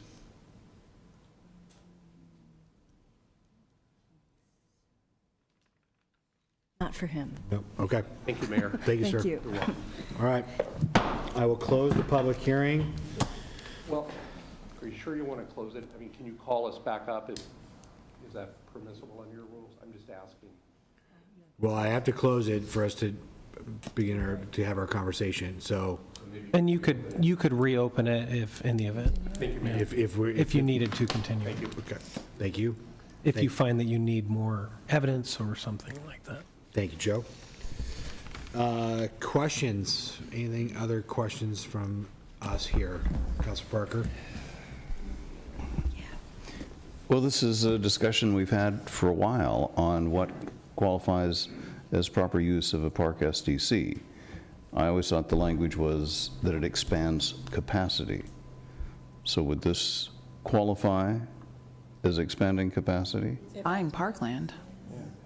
If looking at option 2, if it's buying land, then it would be expanding the capacity to. Expands the capacity of our park. Okay. I understand the verbiage unless Joe. As we all look to Rick. Rick and Joe to say yay or nay on that. Using SDC funds to purchase parkland is always within the definition of expanding capacity. Okay. Yes, purchase of parkland is specifically included in allowable use. Okay. Are we in discussion? We are in question, if there is any additional questions before. I have a series of questions for Yes. staff. Sorry.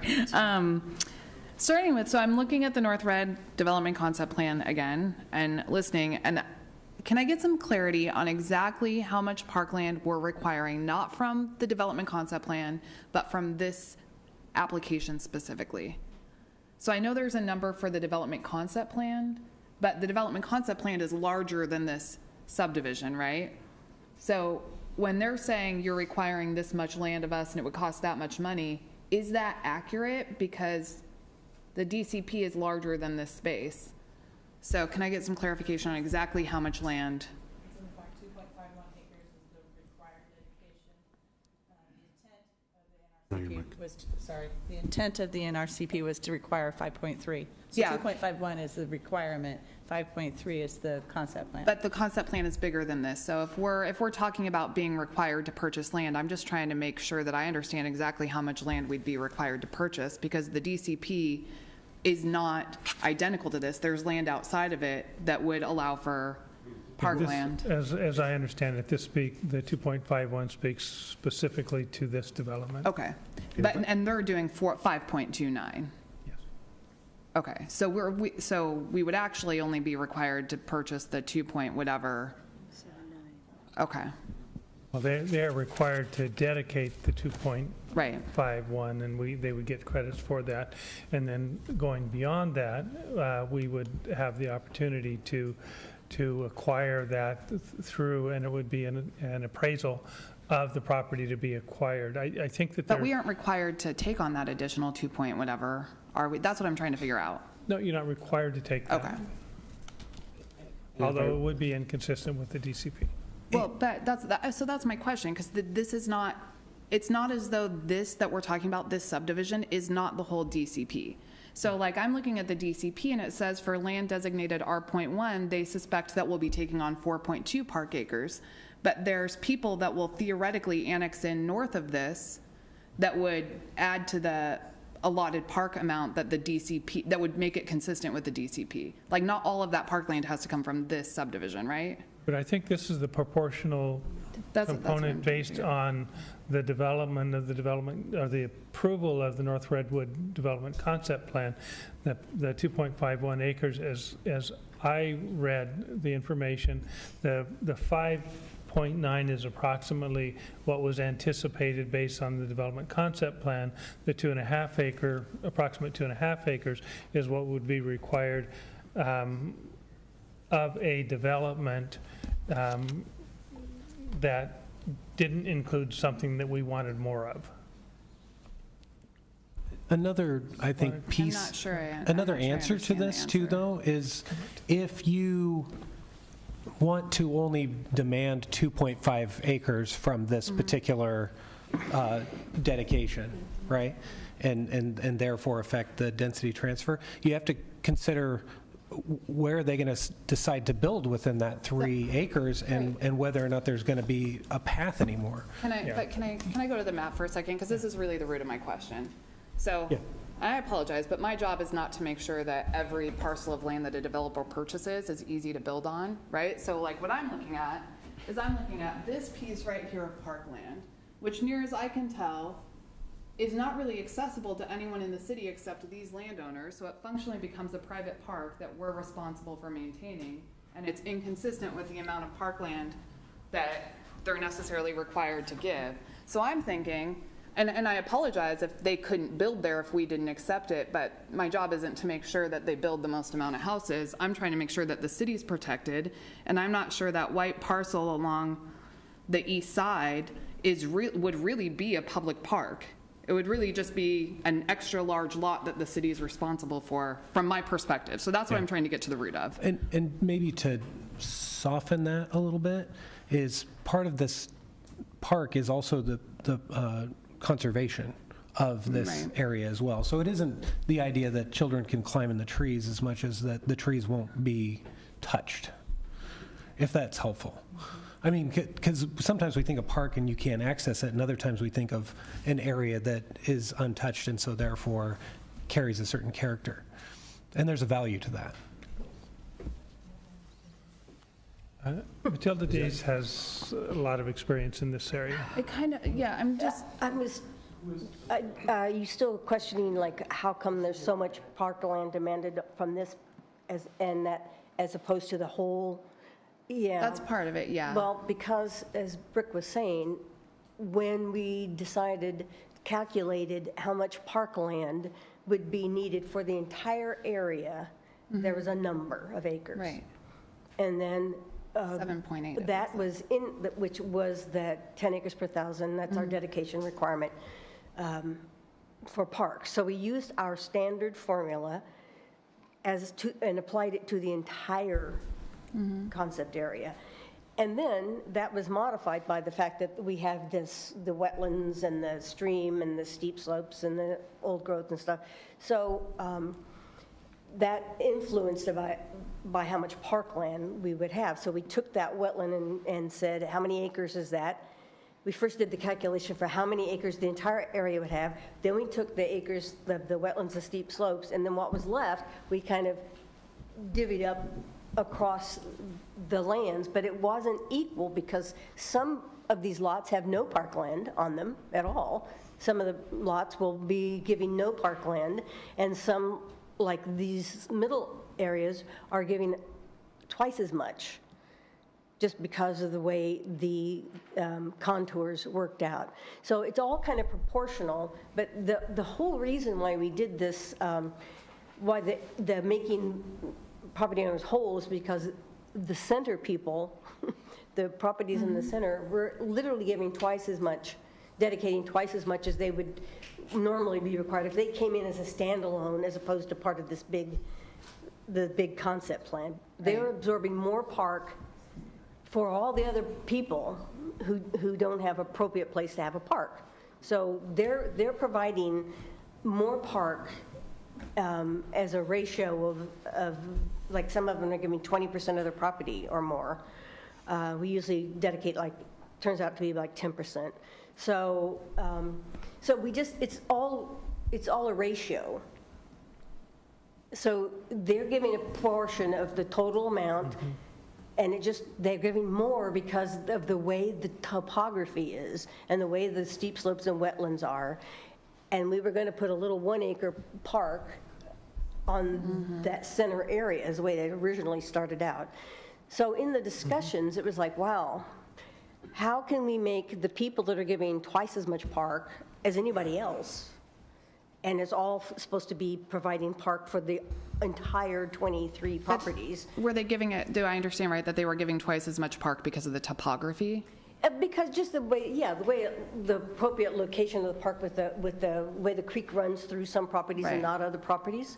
But so is that really, can I ask, is that the city's responsibility? I mean, like, if the land is not buildable, it's not the city's responsibility to make sure that every landowner makes the same amount of money, right? I mean, you buy it, you own the land. Money. It has nothing to do with money. Well, I mean, you own the land that you own the land. We're not allowed to bring in new evidence. I'm not sure what approval criteria this is going So the reason I'm asking about the parkland is because if we're talking about buying it, I kind of want to know what it is, like if that's an option on the table. And the other thing is I asked if we were required to accept it all, and you told me no. So I guess if we're not, like...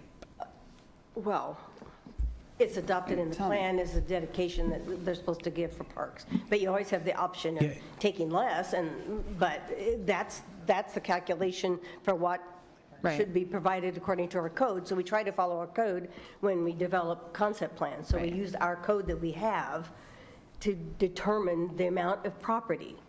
And then we have a list of criteria, and this also, we put it in the concept plan, on how to determine what lands we take, and we assign certain values to them that can be challenged with appraisals. But we went with wetlands and park and steep slopes have a certain value. It's not the same value as other. So the value is $2 a square foot for the wetlands and steep slopes, and we use $100,000 an acre, which is a very low figure in our SDC calculations. When we we have park acquisition in our SDC formula, and that's based on $100,000 an acre cost. So we can turn around and use the SDCs to buy lands to develop parks, but it's based on that $100,000. So if we end up paying more than $100,000 an acre, which we would in this case if there was an appraisal, then we kind of are paying more than what our SDCs ultimately are going to recoup.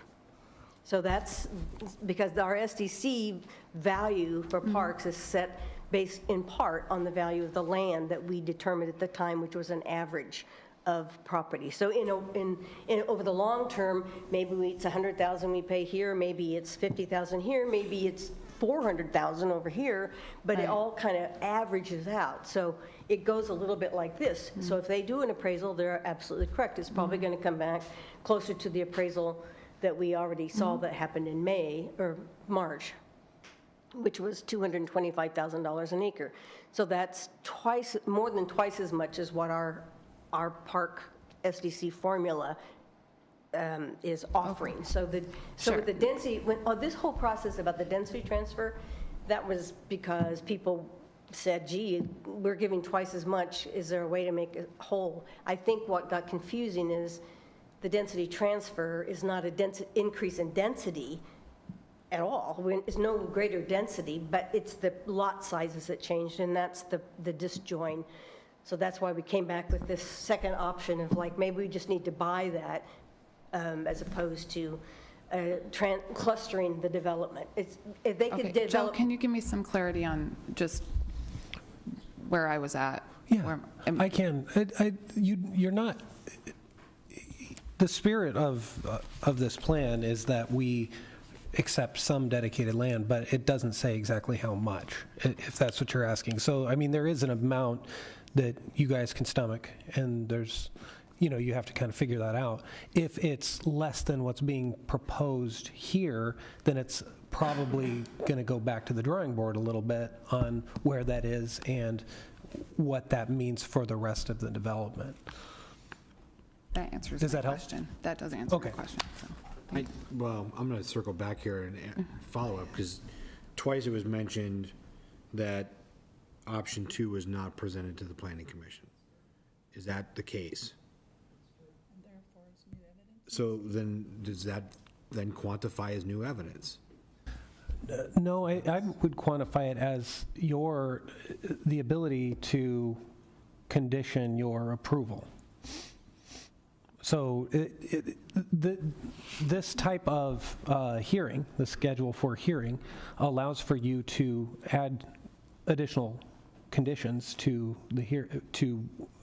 an approved application, or it, as we saw last time, allows you to send back if there's going to be what you think are up to intermediate modifications to the planning commission.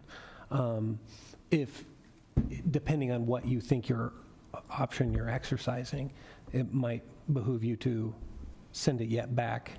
But if what you're asking for is a condition that just needs to be worked out between the parties, I think you could potentially elongate the meeting by setting it over so that they could propose maybe, a dedication of less and what that would actually look like. Okay, so, Joe, you have to forgive me with maybe too many years of playing football. Okay. So I'm going to circle back here. I can try to say it again, too. Well, because I'm going to have to ask you to do that, because Okay. it seemed a little circular to me.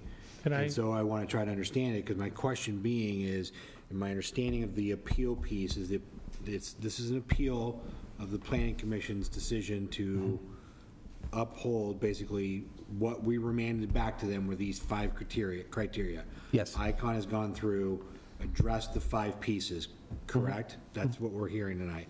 Okay. Yes. And so now we have this, we can make apparently a multitude of possible decisions, item number 2 being one of those.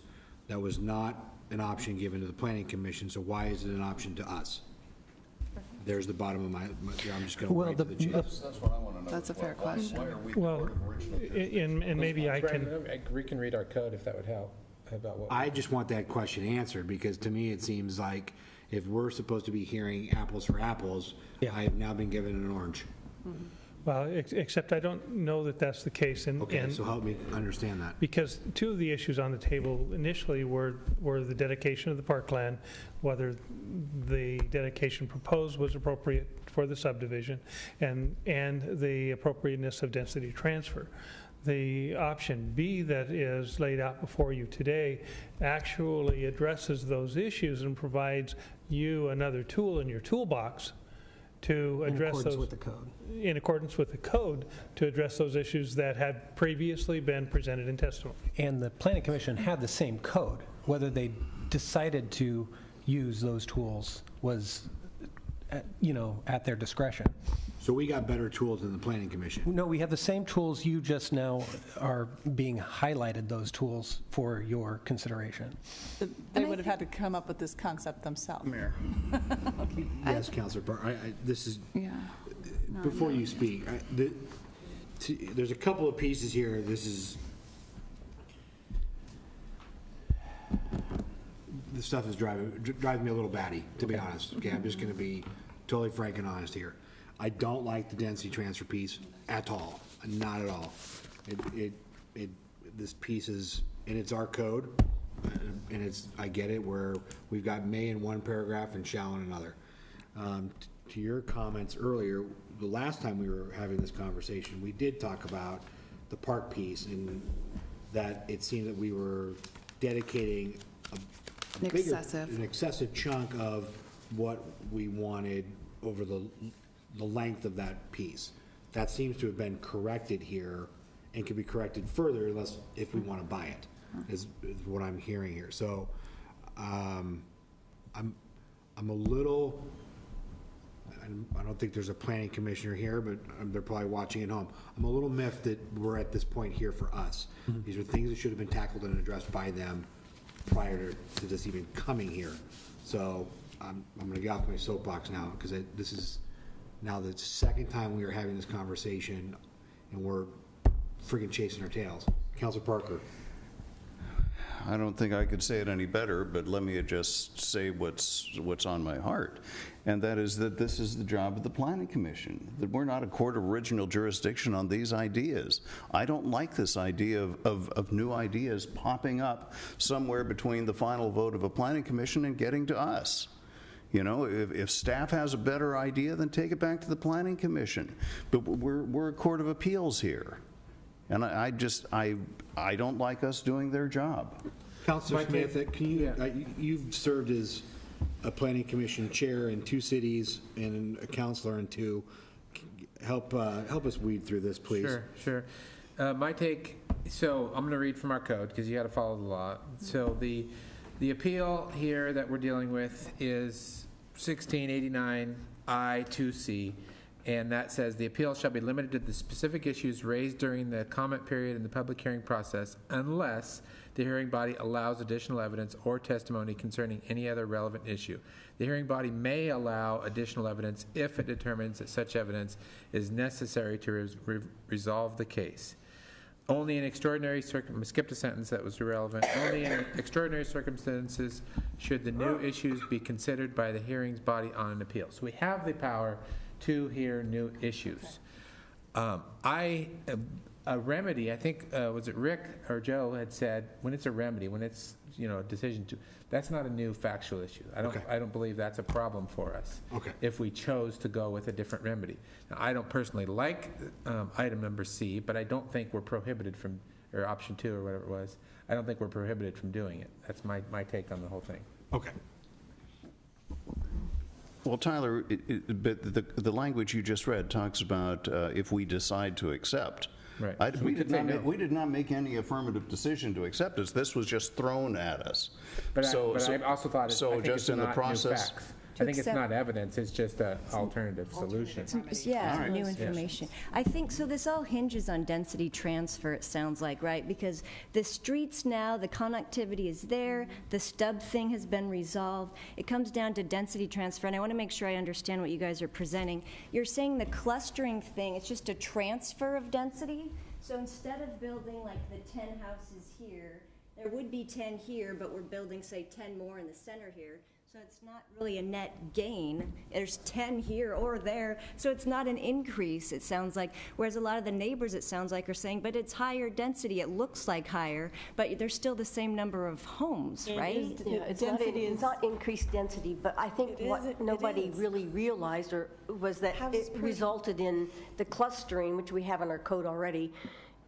In planned unit developments, we allow clustering, which means you take, if they're 5 homes per acre, but you take a half of that acre and put it in a special whatever park or whatever, then you still can put those 5 homes, but they go on that smaller thing. So it means you have smaller lots. I think that's what didn't get communicated well during the planning process of this plan, is that the density transfer, I think people supported the fact of trying to make their neighbors, you know, who are giving more than their share, sort of to take it for the rest of the neighbors to take the greater share of the park on their land. I think people supported doing something for them, but I don't think that they realized when the consultants said density transfer is not an increase in density, because everybody said we don't want more density. Well, there isn't more density. It's still 5 homes per acre, and no matter where, but they're just all put on one side, which gives it an appearance, because of the reduced lot size, of being medium density because the lot size, but it's not more density. It's just crammed in a smaller space, and I don't think that got communicated well in the process. People It's denser like the idea of density. doing It's the something. definition of density. Denser density. Hold on, stop. It is close. Thank you. So I'm trying, okay, so I'm gonna wrap my head around density, as I understand it, okay? Because whether I have, like you said, so if we have 5 houses on 1 acre. Correct. And we decide to carve out some of that Or acreage whatever. for a park. monument or whatever you want to, Okay. something valuable tree or. And I'm still gonna put, so instead of having 5 homes on, Spread over an acre. or spread out over an acre, I lose part of that acreage You have 5 homes on. and still getting 5 homes. Right, because the acre is still there, It is, right? it is, but, so you have to so it's again, too many blows to the head to play football. I still have 5 homes on less than an acre, though. So to me, there's still an increase in density. It's not an increase, well, but my houses are closer together. It's more dense. True, but there's the same amount of But houses. it's the same amount of homes per I know, the but lot again, size. perception is reality. And that's exactly right. things, perception is reality. That's exactly right. Livable acres. But isn't really the frustration, the way I understand it, is that the community was brought in to determine what the overall feel of the area was going to be and whether or not it fit in with the rest of the neighborhoods. And while I understand what you're saying about technically it's the same number of homes, density is about how tightly they're packed. Right. It's not about the total number. I agree. So it's higher density. It's a perception of what Yes, it that's, feels like. I mean, that's what density is. And I think that was misunderstood during the process. I think, even though, I think the consultants even showed lot sizes and stuff, like, but, you know, on paper, it's really different than actually seeing the difference between a 5,000 and 7,000. It does look different when you have them all in a row. So I think truly that there was a misunderstanding in that, and that when we said, okay, we're not increasing density, people thought that it's going to look exactly the same as a regular R1 place, but it isn't going to look exactly the same, because there's going to be open space over here and smaller lots over here. And I think that was a misunderstanding. And the only reason we even came up with the consultants even looked at a density transfer is because I think everybody wanted to be as fair as possible. Part of the whole thing here was like, let's be fair and everybody share in all of this dedication. And this is why metro meetings drive me absolutely nuts, because not everything can be fair in some of these cases, so. Well, I know, but it was the neighbors that did support some sort of compensation. I just don't think that the density transfer was fully understood. I really don't. I think the lot size is the problem. It's not the density so much as the lot sizes that are the problem. There's like 2 definitions of density practically. But anyway, the 3 families, the Boyles, the Stewarts, and the Manuels. So how will they adversely be affected if we nix this density transfer? Like, how does that affect them in making them whole? Record's closed. I'm talking to our staff, not the audience. I'm not telling you can't talk to city staff. You're now giving you facts outside of the record. Okay, so can we open up the public hearing? If you let everyone, she can talk, then people should be able to respond to that if that's what you want to do. Well, They should have presented their arguments while they're, Yeah. everybody has to present their arguments when they're given their chance. You're allowed, questions. it's easier for you to talk about your concerns and talk about the evidence that you've seen. Now, if you actually need new evidence, that's different. So if you're asking questions about, oh, I really need to know something, and it's new evidence, then yeah, you're going to have to either open up the hearing and then give everybody a chance to present and respond, or if you want to talk about the evidence that you've already seen and show the concern and the thought process and the deliberation on what you've already heard, and maybe even speculate yourself on what that might mean, you're allowed to do that in this time. That makes sense. Well, so am I bringing up new information by asking that question? No, it's just, well, who's answering it? The city staff. Okay. I mean, Matilda and Brian. It's like a theoretical question about making property owners whole. Yeah. So the 3 families that are doing the density transfer, does it adversely affect them? Do they not make as much money in this transaction, for example, if they have less, if they don't do the density transfer? That's my question. Well, hang on. I don't know. Okay. I want to make sure that, are we reopening this or not? I mean, that's what. Those would be new facts. Okay. Those are new facts. That's new factual information. So we either open the public hearing or I can't ask that question? That is correct. So who decides on that? You? Well, the mayor. We would need to decide whether we reopen. I mean, is that information that's pertinent to making a decision? To me, it is. How do The rest of the group, is it? If you need more info, I'll vote in favor of you getting more info. I'd like to keep it short-ish. Yeah. It's an important decision, I think, to make the best and I know it's late, I appreciate that, but I think we should take the citizens as, I'm looking to you guys, I mean, is that answer to that question pertinent to the decisions that need to be made based on the criteria I that need to we're hear the expecting? question again, Tracy. It's fairness. I want to make sure, I'm curious how, because we're flirting with the idea, it sounds like, of getting rid of the density transfer, like nixing that and going with option 2. But in order to do that, I want to know how these property owners would be impacted. Would they lose on this transaction? And I know the answer is there, Well, I just don't get it. You have to think about the criteria and what you're here and what you're supposed to be focused on with the appeal. I don't see itself. that as a development criteria. It's not going into my decision-making. The answer to that question isn't going into my decision-making. Importantly, because theoretically, they'd be compensated. Yeah, they're made whole by the very concept of number 2. So that's irrelevant to me as well. Mayor, I think we've got.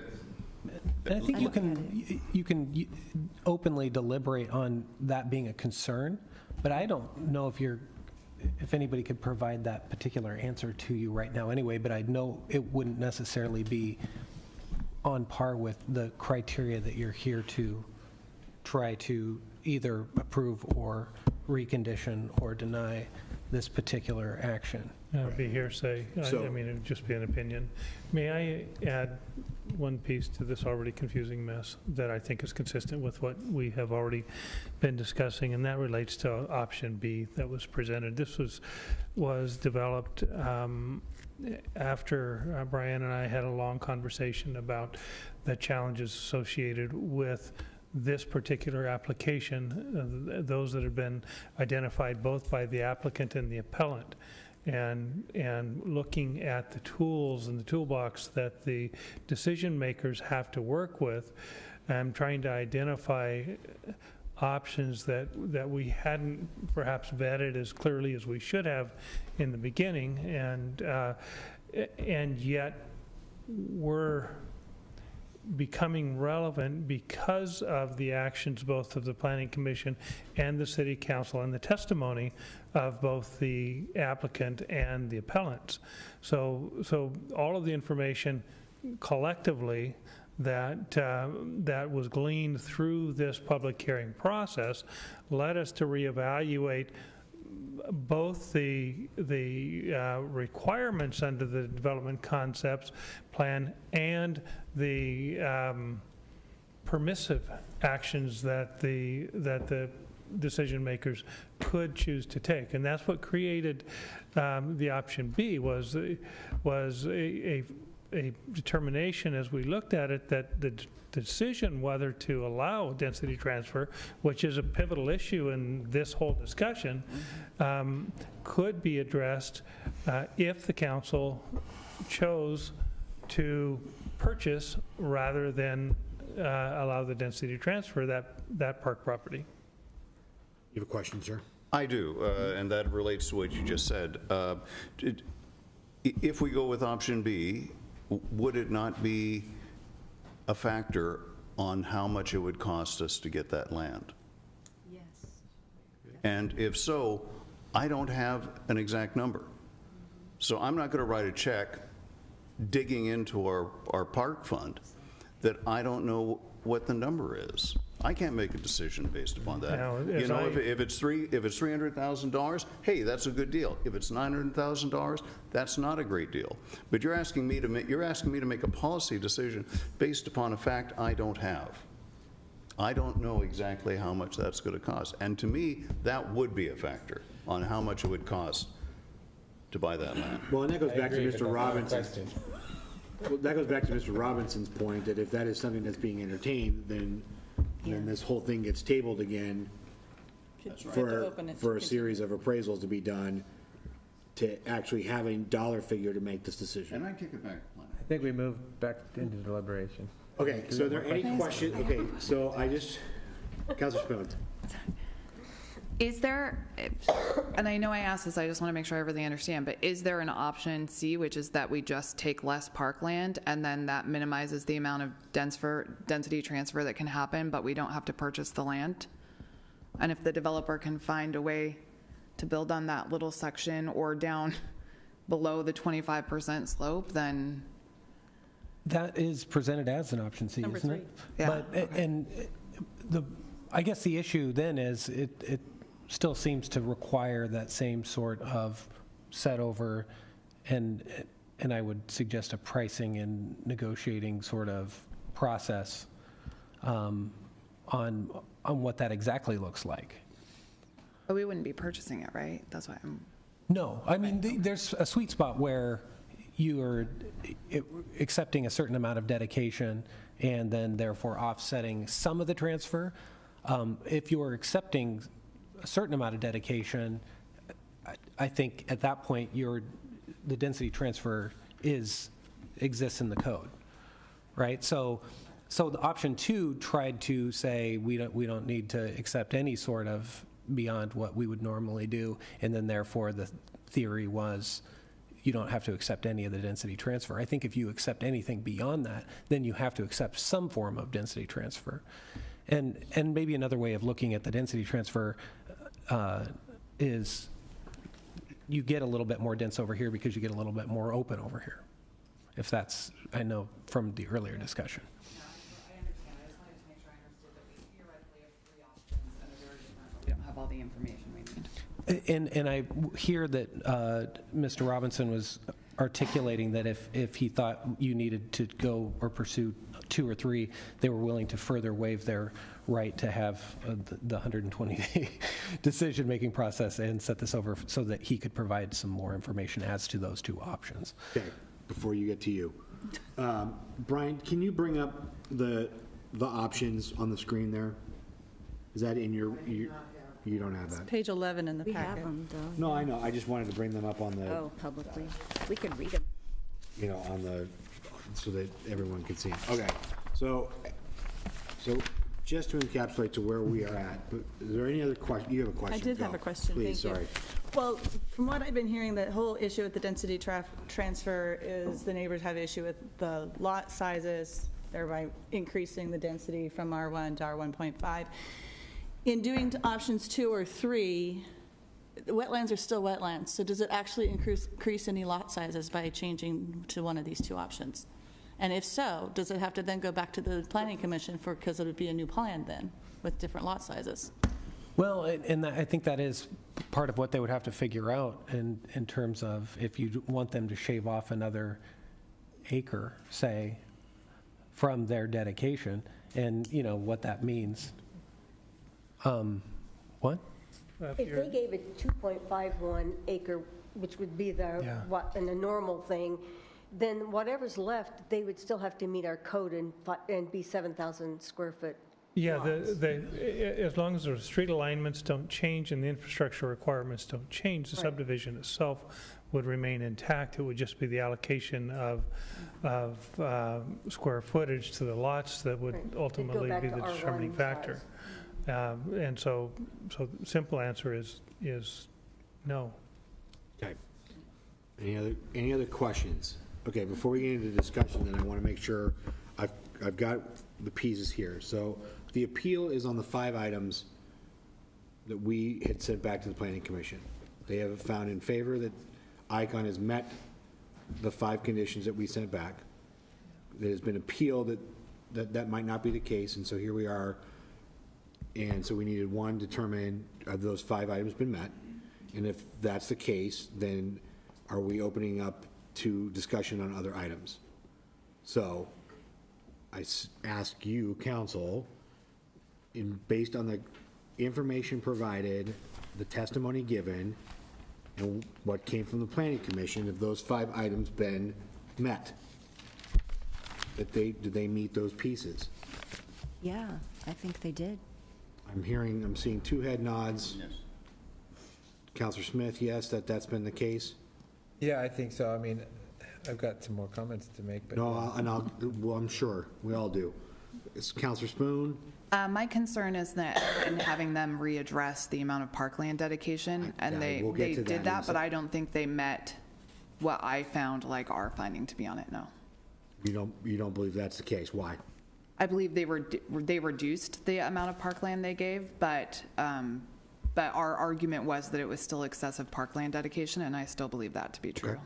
Counselor Hensley? I think that they addressed all 5 issues. I don't know that they addressed the density transfer to my liking, but I think they addressed it all. Okay, to your liking, but again, Well, what's the code calling out? Right, exactly. So, Okay, yes. so, all right, so that's that piece. So Counselor Smith, you said you have some other discussion items.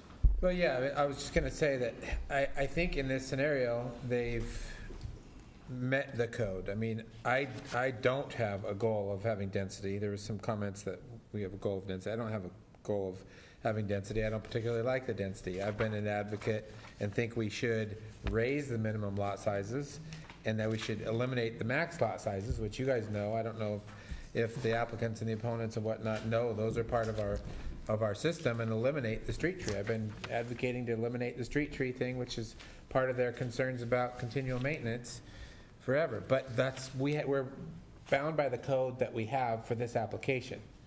And, and so we have to review it based on that, regardless of what our preferences would be. My preferences would be a bunch of these things wouldn't exist. But unfortunately, I think they've met the code as it sits, in front of us. So I kind of feel like I'm bound to follow our code, and they've met it. Okay, so, okay.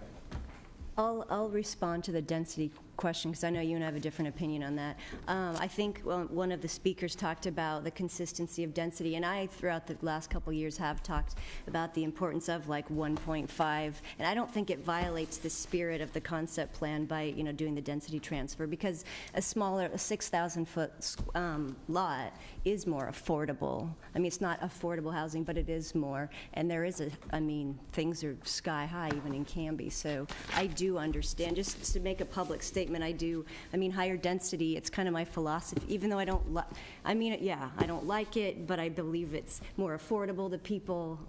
Yeah. I'm torn on it, but I see the sense for it and the need for it. Yeah. So that's my response to that one. Okay. Okay. Can we land this airplane?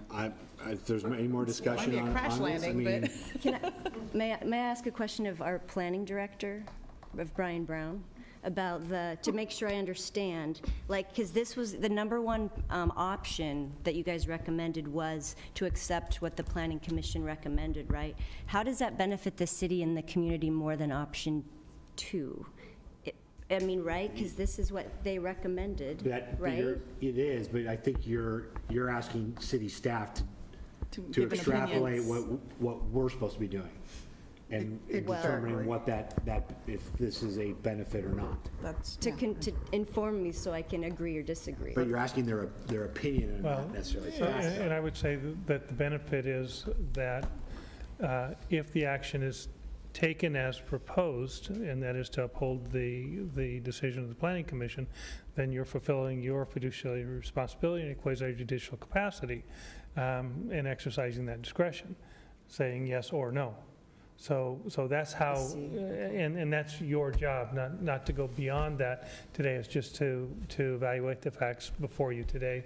One other piece, and I think it is tangentially relevant because it was raised earlier in testimony, is if I counted the number right, the number of lots in the original proposal was 89. The number of lots, and that is on the east side, in the revised proposal is 82. It could have been as high as 93. And it could have been as high as 93. Whether that's relevant to your decision process or not. And so, again, it's, if there's, to your point, Councilor Hayden, that's the piece I think you're diving into is like if there are concerns or like how do we judge, okay, what's going to be the long-term benefit to Canby? Right. That's what we are up here doing. And that this whole, every land use or planning piece, that's what we're trying to determine is what's the greatest and best use and for the land and for the long term of Canby. And so within it, like we're saying, there's certain components that as we've gone down these roads, Councilor Dale's not here, but our running list of items that we go, this is creating a headache, and this one's creating a headache, and this one's giving us, massive heartburn. We need to address these things, and that's, I think that's what we're at, one of these crossroads with this particular piece, whether it's the density, the land transfer or density transfer piece. Those are items that are giving us pause or heartburn, depending on who you talk to, that we've got to address if moving forward. Is that the piece? Because we're the policymakers. Because I don't have a master's in planning, public planning, so I often like to hear from the experts in order to inform myself. But I understand your point. No, and as do I, and that's so the next development that comes along and they want to use a density transfer and we've not, is it going to be the same heartburn? I don't know. Do we want to wait to find that out? That's the other piece that I'd be in favor of getting, I don't know what the head nodding count is on that, but I'd be in favor of getting rid of the density transfer altogether. That's But another night, that's another midnight please circle session. back to the job at hand here. So any other discussion, comments? Do we need staff or anything else? Seeing nothing else. I think we beat this horse to death. Is there an appetite for looking at other option, like option 2, since that's been brought up, and is that something that?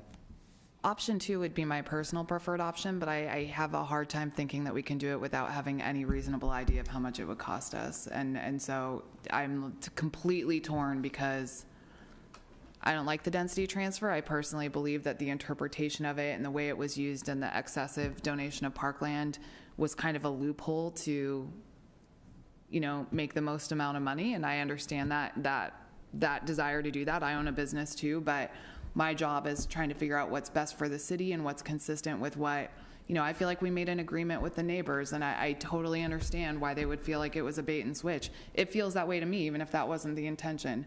So I'm torn because my personal preference is number 2. I don't know how much it's going to cost, and I have a hard time making a policy decision without knowing what that looks like. So I'm not really inclined to vote to.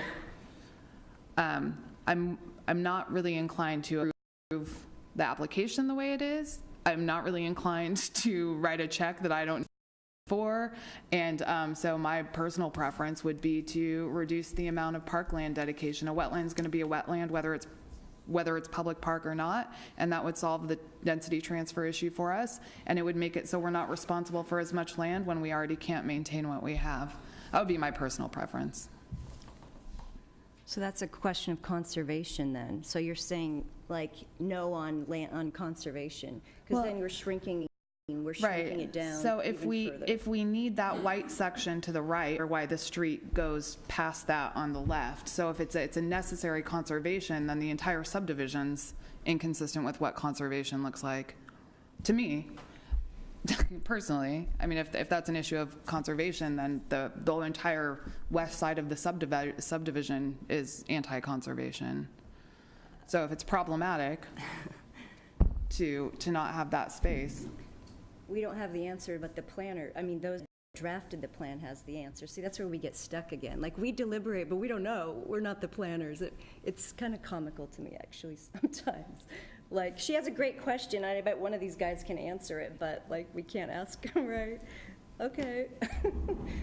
Yeah. Mayor. Yes, sir.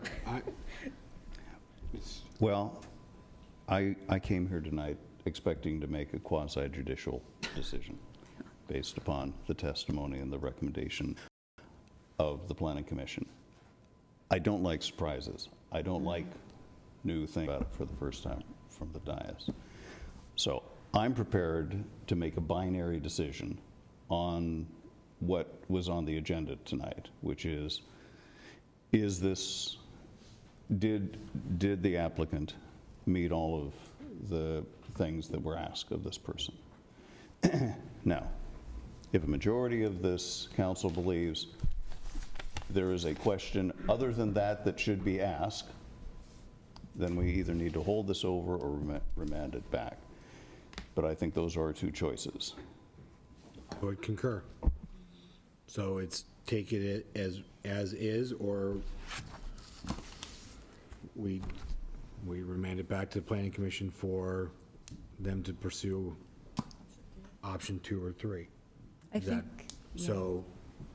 I think a good compromise was made on the part of, I mean, the Planning Commission accepted it, and the applicant did address those 5 items. So, Greg, you're talking about, let's make a decision like we're supposed to do, right, Tyler, based on the 5 criteria. And yeah, I agree. They did address those 5 criteria. So I would support that.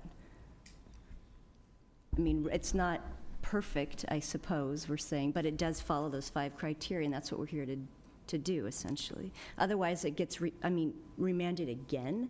It's like, is that even permissible? I mean. It is. Okay. Yeah. It is, providing we give direction on why we're remanding it back to the Planning Commission and what we need them to do. Am I correct in that? Yeah. Mr. City Attorney? Yeah, I mean, you'd have to be specific basically as to really the same criterion where you didn't feel it met it as much as you would have desired, basically. If there are good reason that why it failed some criteria. Yeah. Right, so what of the 5 items that they've approved did we find fault with or problem to send back to them? Correct. Okay. And so that goes back to my first point of order this evening is, do we have any fault of the 5 items that were put forward? Now we have the piece on, Councilor Spoon said, well, I'm, still not comfortable with the park land and density transfer, correct? That is true. I'm not comfortable with it. I'm hearing that from you. I don't like the density, and I don't think any of us, well, Councilor Height she is a little more fond of the density than I. I'm more concerned about what your comments, yes. That's, I think we're all there on, it's not our favorite plan, So- but we're bound by what the criteria So if we is. want to do something other than that, and we want to pursue option 2, which would mean a remand, is there a motion? Can I ask a question really quick? Can someone point me, because now I'm deep in the packet, I'm like on page 112. What page are those exact 5 criteria that we had on? Can someone direct me there really quick so I don't spend the next 5 minutes scrolling? Yeah. Brian Brown would know quickly. I have my own copy from the council packet number 50 of ago, where the interlocutory order. I brought my own copy You know what page from it's last on? time. I don't know if Scrolling through here. I know, we're all scrolling now. I can't tell you where it was in the new packet. If you're going to ask me if we met the criteria, I'd really like to look at them while I make that final Yeah, decision. it's in several places. Let's dig know through that. it just a second. Can I? Allow me to speak, it is. It's not new evidence. Yeah, no, that would be great. It's page 56. Page 56. Thank you. Thank you.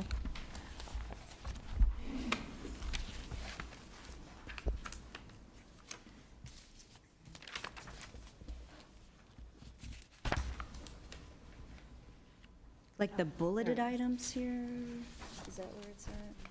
When reviewing The audits, city you see it council wants wants the planning commission to consider the Yeah. following concerns, See that? There you go. right? Is that Wow. the page you're talking about, Sarah? Yes. Yeah, I would say those first two bullet points. The first one says the lots in the proposed development were well below the R1 minimum size of 7,000 square feet. The applicant relied on an alternative method of lot sizing, used the concept of density transfer because of proposed parkland dedication in the application. However, the calculations,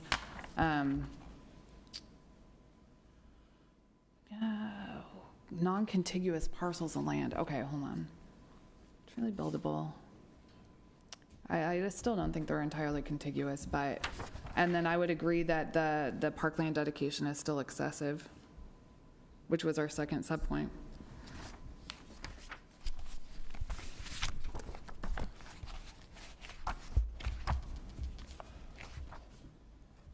Okay, Mr. I think the Mayor, rest is probably fair. I guess I'll make a motion here. Okay. Go for it.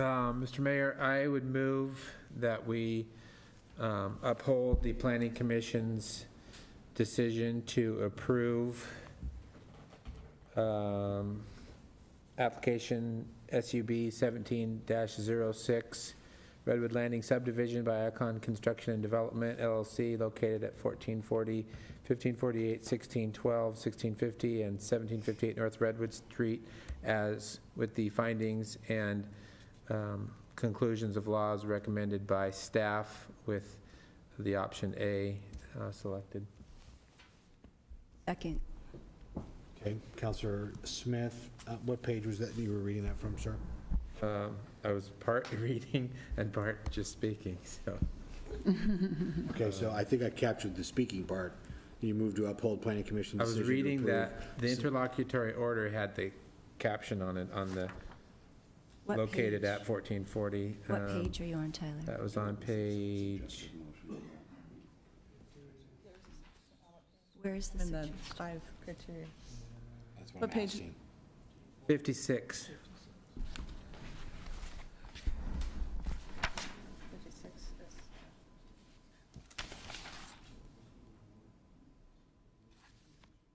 Oh, I he was reading that. He was reading that there. Blurb at the top Yep. corner. Yep. So- Uphold the appeal of, blah, blah. So Counselor Smith, your motion was, the motion made by Counselor Smith is to uphold planning commission decision to approve subdivision 17-06 Redwood Landing subdivision by Icon Construction and Development LLC located at 1440, 1548, 1612, 1650, and 1758 North Redwood Street. Did I Correct. capture that? Thank you, sir. Adopt the staff recommended findings and conclusions of law. And adopt findings and conclusions. Who seconded? Me. Do you add the conclusion, adoption of the findings and conclusions? He amended that piece to it. Staff part, which was page, Which is actually Make a later sure I'm agenda not- item, I think. Yeah, it's agenda item number 11. oh, okay, that's fine. Which is it, Ryan?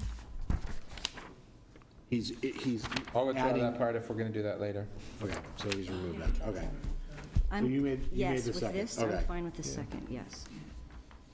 Okay. Discussion. I'll just explain my vote, since I'm pretty sure I know how it's going to go. But one of the items we asked when we remanded it last time, I'm looking at it right now, is that there be evidence of appraisal value for the city council to consider in their decision-making regarding the amount of parkland dedication to accept. I don't think that we have an accurate appraisal, and if we did, we'd probably be looking at option 2. So I'm going to consider that not adequately addressed, and I'll be voting against the adoption. Okay. Any other discussion?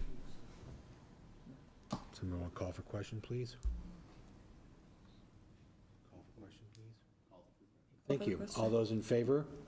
Aye. No. All those opposed? Nay. Motion carries 5-4-1. Okay.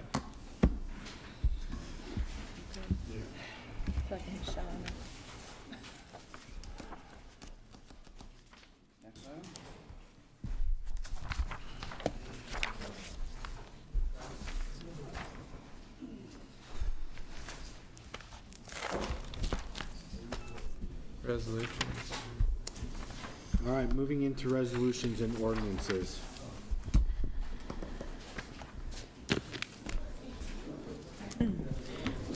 The first item we have is Resolution 1285. This is extending workers' compensation coverage to volunteers of the City of Canby and repealing Resolution 1263. I'm sorry, Kim. Workers' comp.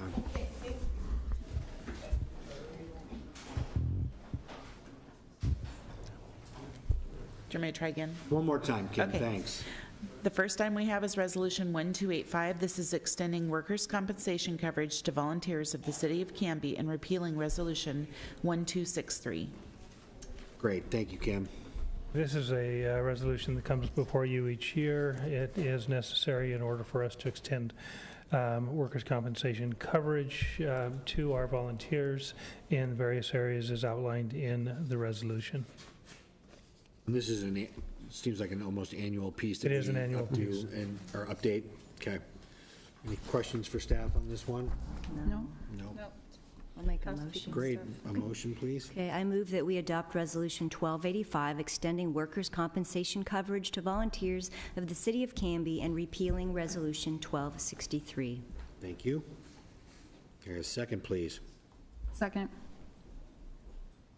Motion's been made by Councilor Height and seconded by Councilor Spoon to approve Resolution 1285, extending workers' compensation coverage to volunteers of the City of Canby and repealing Resolution 1263. All those in favor? Aye. Anyone opposed? Passes 5-0. The next item is Ordinance 1483. This is proclaiming annexation of 2.64 acres of real property, amending the existing county zoning from rural residential farm forest 5-acre to city low-density residential for the entire area, and setting the boundaries of the property to be included within the Canby city limits. This is before you for second reading.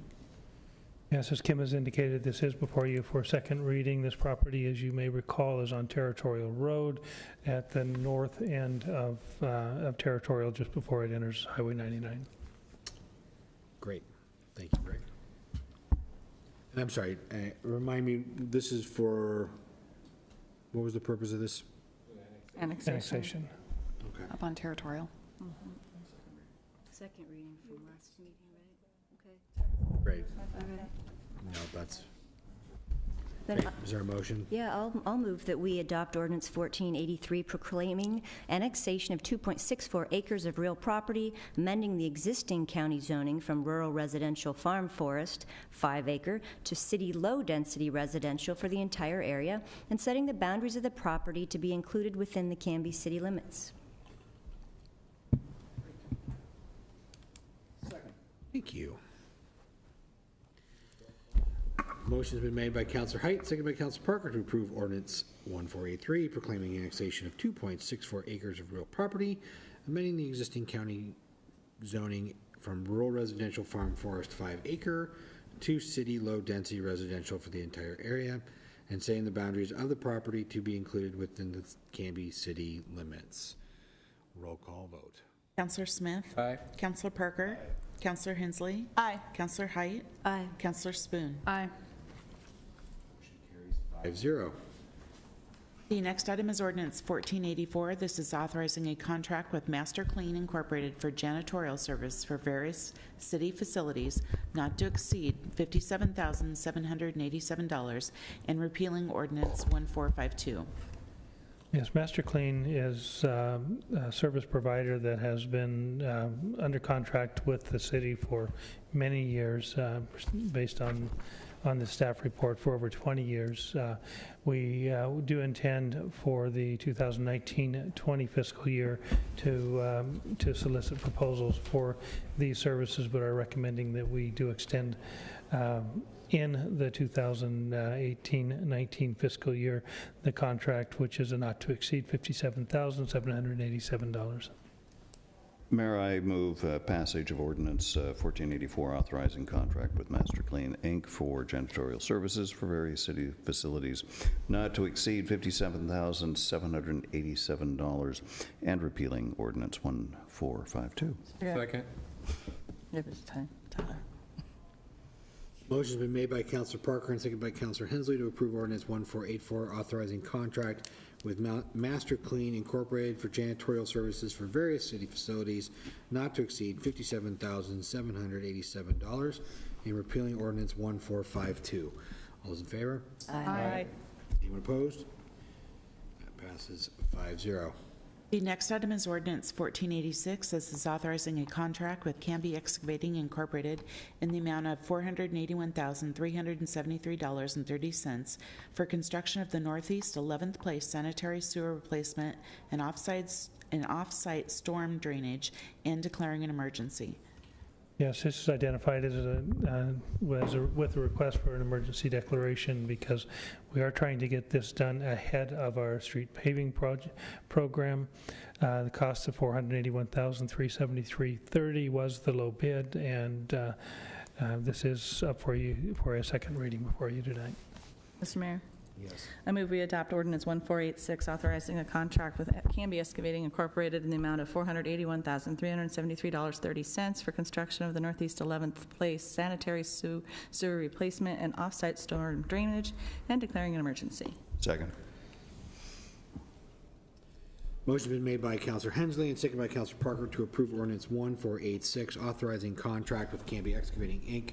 in the amount of $481,373.30 for construction of the Northeast 11th Place sanitary sewer replacement and off-site storm drainage, and declaring an emergency. Roll call vote. Councilor Smith? Aye. Councilor Parker? Aye. Councilor Hensley? Aye. Councilor Height? Aye. Councilor Spoon? Aye. Motion passes 5-0. The last ordinance we have is ordinance 1487. This is also before you for second reading. This is authorizing an amended contract with Kin Technology Incorporated to continue to provide computer technical services for the city. Yes, and this is for you for a second reading as well. The contract amount is under the contract not to exceed $100,000. It does include a provision for additional services if required at an hourly rate, which is included in the contract. We did bid this last year, and Kin Technology, who is our long-term IT provider, was the low bidder last year, and we're proposing that we continue that service this year. Mr. Mayor, I move that we approve ordinance 1487, authorizing amended contract with Kin Technology, Inc. to continue to provide computer technical services for the city. Second. Motion's been made by Councilor Smith and seconded by Councilor Height to approve ordinance 1487, authorizing amended contract with Kin Technology Incorporated to continue to provide computer technical services for the city. Roll call vote. Councilor Smith? Aye. Councilor Parker? Councilor Hensley? Aye. Councilor Height? Aye. Councilor Spoon? Aye. Motion carries 5-0. New business is just approving the findings, conclusion, and final order for annexation 18-01, zone change 18-01. Mr. Mayor, I move that we adopt the findings, conclusions, and final order for annexation 18-01, ZC 1801. Second. Motion's been made by Councilor Hensley and seconded by Councilor Height to approve the findings, conclusion, and final order for annexation 18-01 / zone change 18-01. All those in favor? Aye. Aye. Anyone opposed? Oh, aye, sorry. That carries 5-0. City administrators, staff, business, anything from you, sir? I do need, if I may, I know how it's late, but I need to share a couple things. Yeah. First, the really important stuff, want to wish my bride of 44 years a happy anniversary in an hour and 20 minutes. Oh, yay. And Happy so anniversary. we're excited to do that. You might be home by then. You might be home. The other is, I do not want you leaving tonight thinking that the chaos that was created in the North Redwood hearing that you had tonight was a product of Brian. I have to take responsibility for that. We, unfortunately, because of the nature of a quasi-judicial proceeding, we can't vet everything with all of you. And what we were trying to do was create an environment that provided you an option if you chose not to adopt to approve the findings of the Planning Commission, gave you an option to continue with the plan without having to blow it up completely. And we tried to put it in the staff report. Brian and I worked really hard on it to provide enough information to you so that it was not confusing. And I failed you in this, and I feel really badly about it. Because it was intended to be helpful and it proved to be just the opposite. And I just, my sincere apologies. I have to take responsibility for this because it's something that I thought would be beneficial and it was horribly bad. So my apologies. You are in the position oftentimes, Rick, where you have to make a judgment call. And with this group, we have shown, I think, time and time again that we tend to be have the option of being wild cards, and I think you hedged your bets, and it just in this case it just was one that where 99% of the time you read us correctly. Here was the one. So that's it for the year. No more mistakes. Well, fortunately, it is it for the year. I will see you all. The fiscal year. Well, one more meeting. One more meeting. Is there any other? Anything else, Mr. No. Okay. I'll second. Well, hang on. Wait. Hold on. Oh, wait, we didn't get the action review. So- Jump the gun. Gee whiz. Yeah. Yeah. You guys will get it. He retracts his So item number 13, citizen Impuaction. Impuaction review. That's my favorite agenda item yet. Mistake. We found a mistake. 13 is fun. Citizen input action review. Wow. Maybe we did. So how I about we wanted just to- go first, any additional opportunity for citizen input? Mr. Burden, would you care to provide any citizen input? Okay, sir. Thanks for being Thank you for being here, though. Action review. You have approved the consent agenda. You've approved a noise variance for Wild Hair Saloon and Cafe. You've upheld the Planning Commission decision for APP 18-01. You've adopted Resolution 1285.